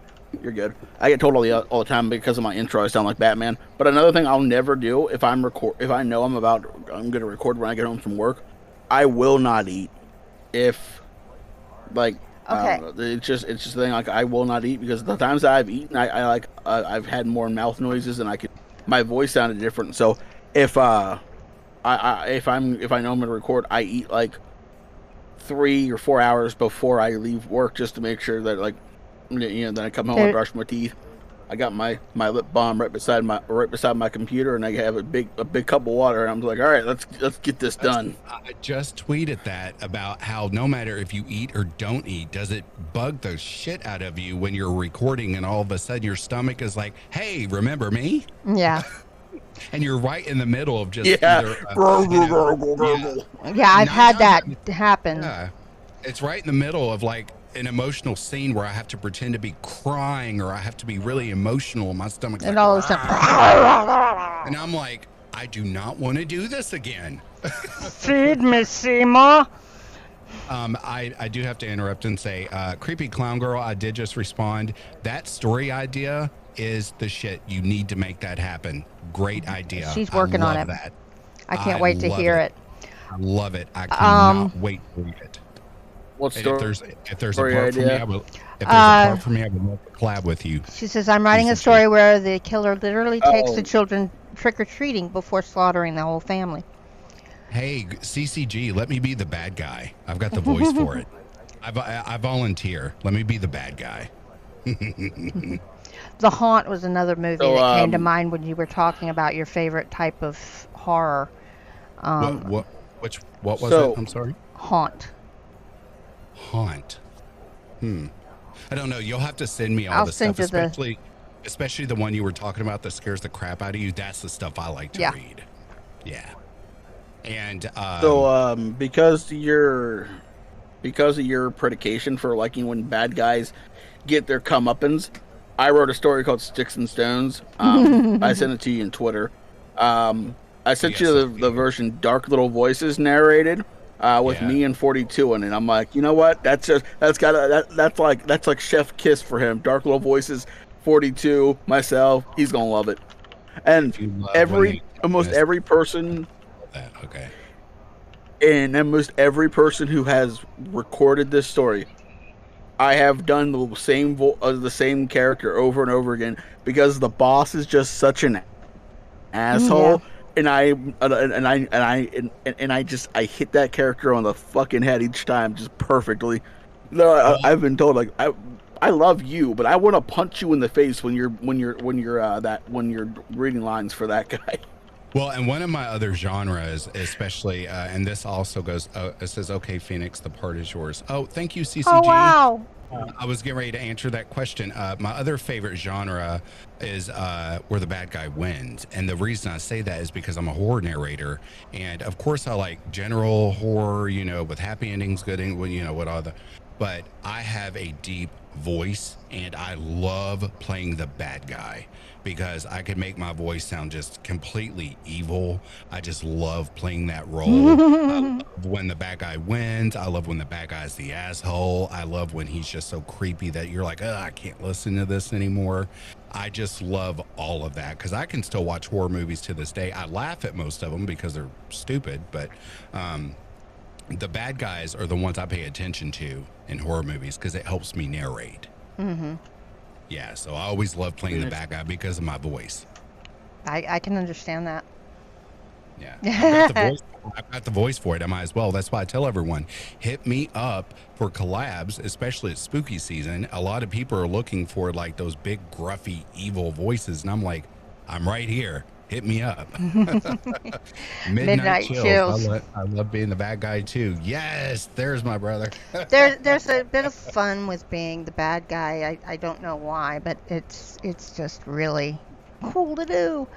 I love narrating because it's a socially acceptable way to be bipolar and everyone accepts it because you get to escape into this world and become someone else and not be judged. We live in this world now where everyone judges you for every little thing, but when you narrate, you can become anything you want and no one judges you for it. Yeah. And Yeah. you can You express give me a things. script where the bad guy has just chef's kiss evil dialogue like that. If he goes on like a psychotic rant, you just give me a script of that, and I will make your skin crawl. I don't have that deep voice like you do, but But when you hear the madness and the lunacy in my voice, I'm terrible. And my laugh. Yeah, if you can think of something, I'll gladly narrate it. But I'm actually kind of I used to want to be a writer, but now that I'm older, I suck at writing. I really do. So I look for those stories where there's a lot of dialogue with the bad guy. And I've gotten some people that have hit me up and they're like, "Hey, we're sorry, but you've got the voice." I'm like, "Don't be sorry. Thank you." Because that's my other pet peeve is when they send me dialogue and it's like 2 lines. I'm like, come on, give me some more bad guy lines. Well, I mean, it's not like you're playing Mike Myers who doesn't say anything at all. He just... Yeah, that would suck. How would you feel if someone sent you a script and you're the silent part? That's a slap in the face. Well, if the thing is that, the original guy that played him wasn't an actor. Oh. and the character didn't have a name. It was just the shape. Really? Yep. That's You know- weird. Speaking of, how would you feel, poor William Shatner, how would you feel that your face has caused horror throughout all these years? Wonderful. I would be proud. I never, okay, so when I was a kid, and still to this day, Michael Myers, if I have to have one thing that scares the shit out of me to this day, which I'm going to ask you all to answer that too. I don't know when you're trying to shut all this down, but still to this day, Michael Myers still gives me the creeps. And the only reason I say that is the main thing that still scares me, even though I'm a horror lover, are things that are real life, things that could happen in real life. Things that could Granted, happen in real life. yeah, granted, Michael Myers is supernatural. You know, he's been shot, ran over, all that stuff. He still lives, but he is still a person that could be hiding in your house and stab you to death. That scares the crap out of me. I can't remember which one it is. No, I do. It's Your Maker. It's always scarier when it's real. Yeah. Now, things like Chucky and stuff, I laugh at that. I'm like, come on, it's a doll. Come on. You know. It's like when we were talking about Pet Cemetery last week. Yeah, that wasn't scary at all to me. I laughed. The original, scary the scene remake- in there in the original when Gage comes back and he's under the bed with the knife and he's cutting people's Achilles heels to bring them down to his I side. was like, ugh, yeah. Yeah. So what did Midnight say? I imagine if Michael Myers randomly started talking, he'd sound like Gilbert Godfrey. That would be a nightmare that I would never ever recover. Oh my goodness. You would have to give me a straitjacket and lock me in a mental asylum, literally. For me, I love Gilbert Godfrey, but with a Michael Myers mask, no. no. For me, and I was 17 before I got to see this movie, and it was already like 20 years old at the time, so that gives you a little bit of a idea. Rosemary's Baby. Damn it. Oh yeah, those psychological, like, if I remember correctly, that's the one where she doesn't realize it's a demonic cult, and they take her baby. Well, they Or they impregnated sacrificed her, Yeah, okay. and It's she been a was while since I've seen it. literally having Satan's child. And yeah, for that time in that era, yeah, that's scary. Yeah.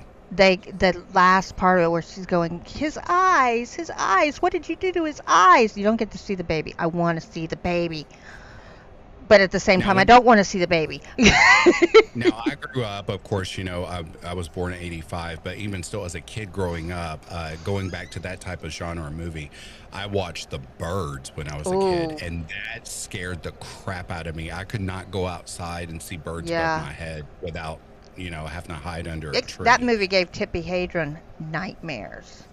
Yeah, and the actress who played the main actress, That's you may have Tippi just said her Hedren. name. Yeah, she got hurt so bad during that movie, but as a kid, it scared the crap out of me. I was just like, oh my god, birds can hurt you, like. That was one of the wonderful things that Alfred Hitchcock did, was He's a ordinary things. Yeah. Oh, there was another movie that scared me too. Thinner by Stephen King. I Thinner. read the That book movie- first. Yes, I did too, and then watched the movie, and I was like, oh, this is horrible. PA, what scares you to this day? I would like to see the baby. Honestly, at this point, I'm still looking for something that actually terrifies me. I'm not even gonna play. Wow. Okay. Have yet to find something that terrifies me. When I was a kid, Chucky scared the shit out of me. Don't know what it was about that doll, but something about that doll. I was getting scared the fuck out of me. But you know, I grew up and I'm like, that's just a stupid doll. To me, I think the only reason I was that scared of him was the overacting in the movie. Other than that, I was like, he's a dog. Kick him. What's going on? But right. Something that makes me uncomfortable to the point where it could almost be considered fear is For some reason, I find porcelain dolls just to be unsettling. Is the best word. I do Have you not like seen- porcelain dolls. Have you seen the movie Dead Silence? Oh, I love that movie. Yes, I have. Oh, it's my favorite movie. I love that movie. But there's something really underlyingly creepy about it. There's another movie that's sort of like that. I can't remember the name of it, but There's it a new keeps one. going back and forth in her mind. Is it The Boy? Is it No. a new movie? Because No. that movie is pretty creepy. That The one's Boy good. and the Boy And 2 were good movies. The Boy Signs. 2, I was a little disappointed. The ending of it, I was like, oh God, you had to rush it that fast. Rubber Oh. was okay. I what haven't other seen good Black movies? Sheep, but I'm gonna look that one up. Pecor Rubber. I haven't Rubber. seen that Rubber. one. I know the name Rubber. I probably saw it and don't realize it. Signs scared me. Signs. Is that the one That's the one where with the the aliens? aliens and Oh yeah, that one was cool. It wasn't, to me it wasn't scary, but I can understand where people can find that Yeah. scary. see, Freddy didn't scare me. And that you were talking about the movies your dad used to make y'all watch at night when to scare you. And I'm Well, the thinking only- that's a Saturday well, afternoon fun for me. Well, the only part of it that scared me was that one scene, and there were two scenes, and I can't remember which Freddy movie it was, but there's one where he walks in the classroom because the girl fell asleep. He picks her up and sucks all of her insides out and throws Yep. her skin down on the ground. And then there's another one where he turns that guy into an insect to a child. Yeah. Is scary. That's scary as shit. I was just like, oh my God.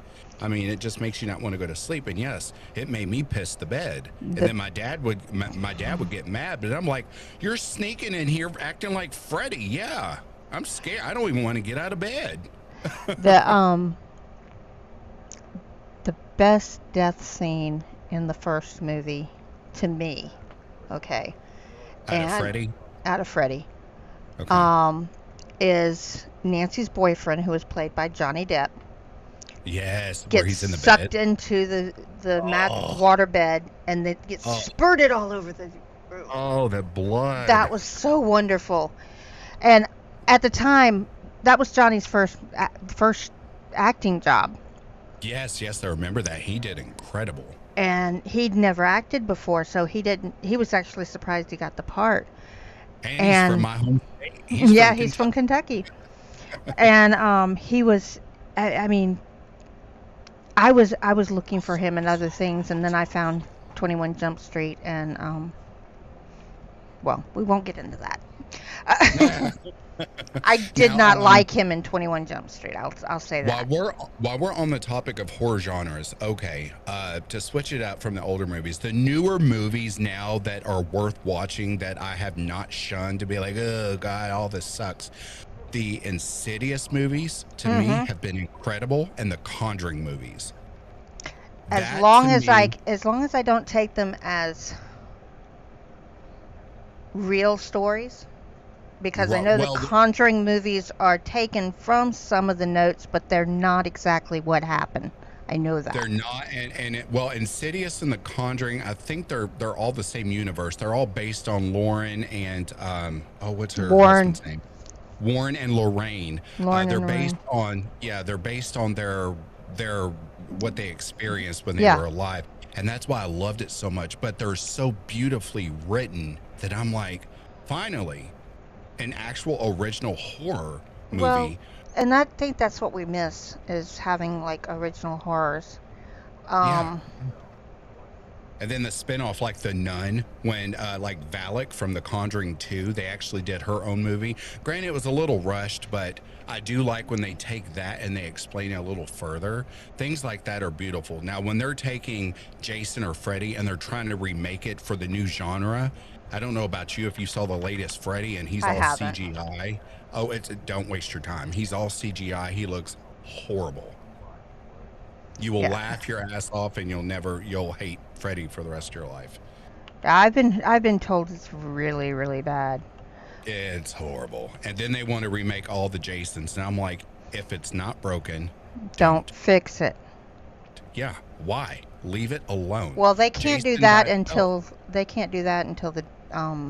The lawsuit's Mi- finished, and that's still going, from what I understand.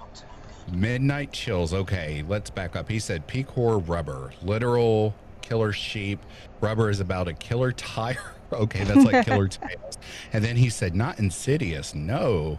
I'm sorry, Midnight. I'm so sorry. Insidious just creeped me out. That first one creeped me out just because it's that mysterious demon, and the little old lady in the movie. She's the one that makes it like creepy. She's oof. Do you know that she was in the Freddy Krueger movies? Yeah. No, are you kidding? No, I'm not kidding. She played the teacher in the first movie. Wow. Yeah, I didn't realize it either, and I was reading something about her about Insidious, and it said that was one of the movies that she had done. It's on her IMDb list, and I'm going, no, she wasn't. And then I went back and watched them. I'm going, oh my gosh, that's her. I did not know that. Yeah, it's funny how you see some of that just mixing together. Wow. Insidious is then, not Conjuring universe. Another one. Oh, he said Insidious is not No. Conjure. I may have actually got that mixed up. Midnight Chills. Thank you for pointing that out.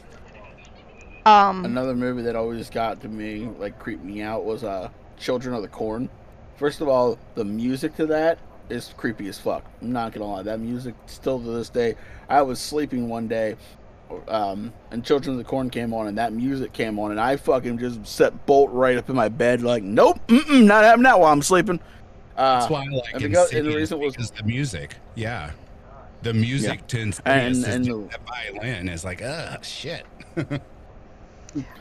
And the reason Children of the Corn creeped me out so fucking bad was because where my old house, I was just surrounded by cornfields. I'm like, I know that's not real, but on the off chance something like that could be, I'm gonna walk in the middle of the road and not on the sides where he walks behind the road so he can grab my ankle. Fuck that shit. Make you work for your kill. What's the name of that movie? What does your buddy Darkness? He said most horror movies are telegraphed and you're able to see what's about to happen, which sucks. I totally agree, and that is every single horror movie out now. Especially the Scream franchise. If they do not let that franchise die, they have beat that horse until it's over dead. Yeah. They're making glue out of it now. Yeah. The Winnie the Pooh horror movie, Blood and Honey, looks amazing. I'm interested in Winnie the Pooh. Winnie the Pooh has just gone into the public domain. They made a horror movie called Blood and Honey, Winnie the Pooh. Oh, why? And it's, my first reaction was that, why? And the second reaction was, oh boy.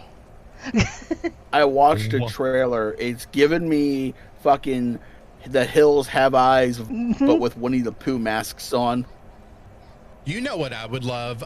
What was the author? But all of our favorite Disney movies, who was the original author that wrote like the original Mermaid and all that stuff? Where it actually tells Mermaid was Hans Christian Andersen.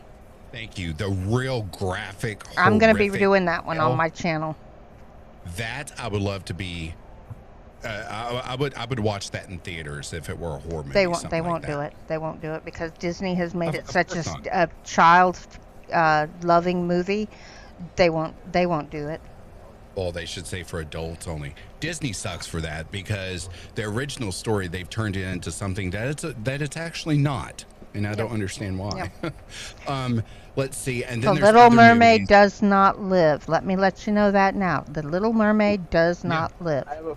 And she mutilates herself.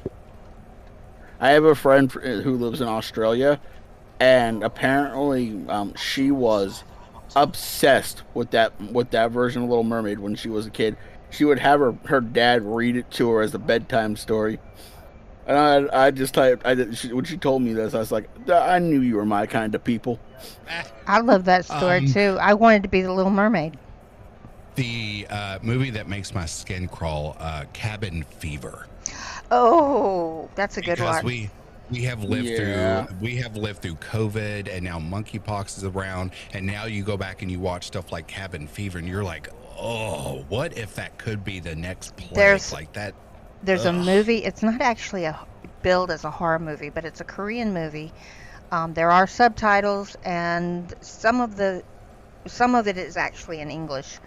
Um, Those get it's called graphic. it's called The Flu, Oh, and it's about a doctor and her daughter going through a pandemic that starts in their outskirts of Seoul, Korea. ow. Yeah, it's Sorry. a great movie, and I wanted to kill the American in it, which is I'm sorry. yes, I wanted to be I was Seafoam. perusing Twitter. And noticed I got tagged in something by Wendigo, and it says, "What doesn't kill you disappoints me." And Wendigo's like, "I can see PA saying this." Yeah, PA is going to be the next George R.R. Martin.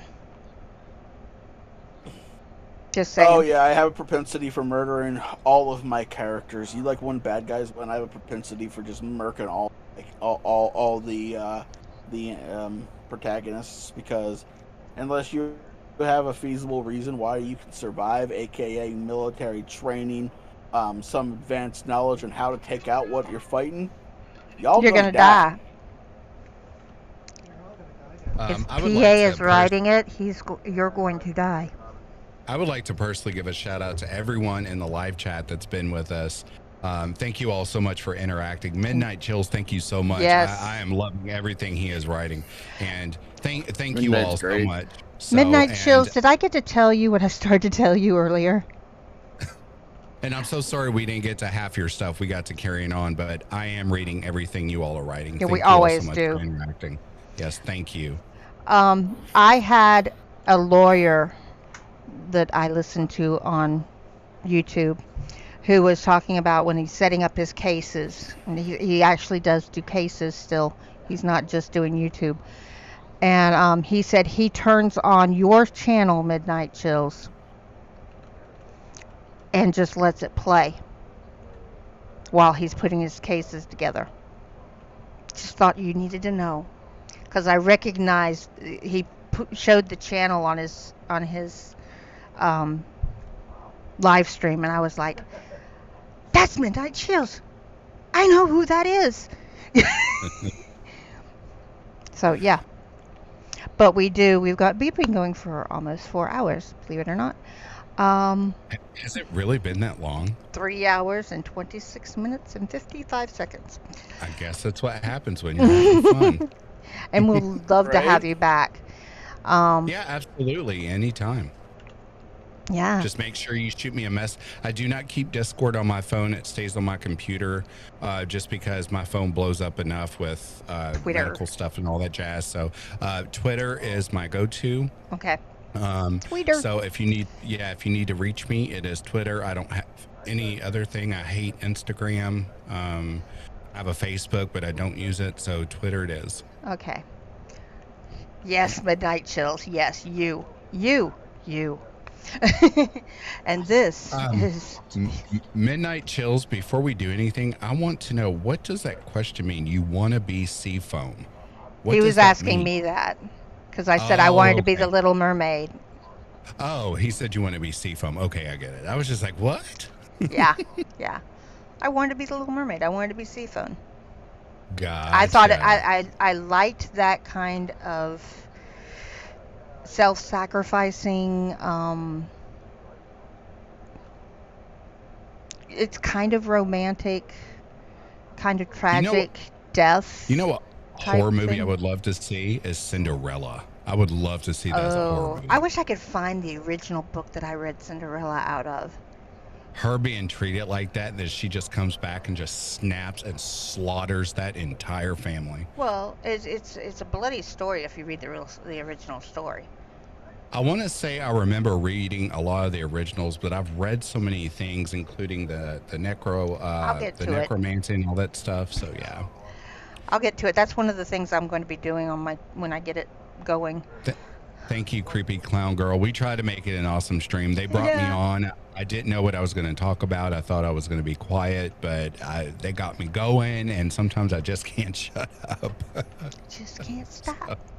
I like to make the live chats feel like you're just sitting around a fucking table drinking tea or coffee with friends and just chatting. You're at the Yeah. Traveler's Tavern. You're just taking a break. Drinking my water, watching my dog, wondering what the hell I'm doing. He's laying in the floor like, sprinkle yo. in a large dose. Yeah, and then sprinkle in a large dose of chaos because, it's not a stream without chaos. Mia, and I guess before we close up, I think you said you were trying to shut down here. Don't forget to send me those really horrific stories you were telling me. Yeah, telling me I've got the links open here to send to you. And I'm looking for one more because there was another movie that I saw that I wanted to send to you. Can I join? What does that mean, Creepy Clown Girl? Yeah, when we get the stream off CCG. Oh, okay. This is the Nevermore Collective. Raven, our benefactor, the wonderful As the Raven Dreams, created this for us to have a place to do things that we can't really do on our channel because they just don't fit our own channels. So we have this location where we can put up live streams like this one and involve the community, and we can also put up videos if you want to try a different style of video. Doesn't quite fit your genre, or you don't think it'll work with your stuff, or you just want to see how people react to it.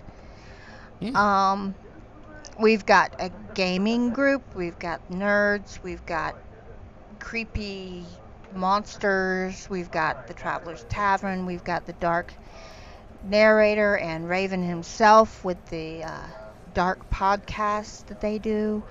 It's really Darkness podcast. It's really a lot of fun. Or a lot of horror. And the gaming channels and stuff, that doesn't interest me. Anything horror, monster related, gore related horror, I'm in. So if you want to try it out, get a hold of one of us, CCG, Midnight Researcher, of course, Raven, PA, Sleepy Wendigo, myself, Filia, 242. I could go on, but if you're in the Discord, you get the picture. There's a lot of us that we can just get you in here, get you going. Cool. Yeah, just hit me up on Twitter. As I said, I'm new to Discord. As I said, I've been hearing pings, and I have no idea what's coming from Discord. I don't know what it is. And we're open to help you. What's Discord? Who is that? Someone said, "What's the Discord?" That's your buddy Darkness. Discord is a messaging. No, he said, "What's the Discord?" I think he's asking. The Discord. I don't. I think I can give an invite. Can I give an invite, or has he got that closed down? Yeah, we can all invite. Yeah. Once you join the collective, you can never leave. You can leave, Nevermore. You can leave, Nevermore. Oh, the dinging it's saying I have new unreads from this server. I have no idea what that means, but okay. It means there's messages in here from this server. Someone was talking. Oh, it's people posting. Yeah. Oh my god. Okay, is that gonna post? Did it? Yay. Okay. I feel. There's the Discord link. Blah blah blah. Link. Link. And we in this show now, PA and you notice this, Phoenix. This is PA's baby. This show is PA's baby. I run the stream itself, but it's PA's baby, so he is the one that usually talks to the guests and gets everybody set up and signed up and all that stuff for us. CCG says Grave Matters is returning on October 6th. That's nice. 3 days after my sister's birthday. Except I bet it's still on Thursday. CCG reached out to me. She wants me to be a part of I guess, hers. And yes, CCG, I will. You'll just need to send me the details, please, on Twitter. But we're family. We're trying to help each other. I love that. Raven saw a need for something, and he built it. I love that. If you build it, they will come type thing, I guess. Cool. So, like I said, you can't leave, because once you join the collective, you can leave nevermore. I love that.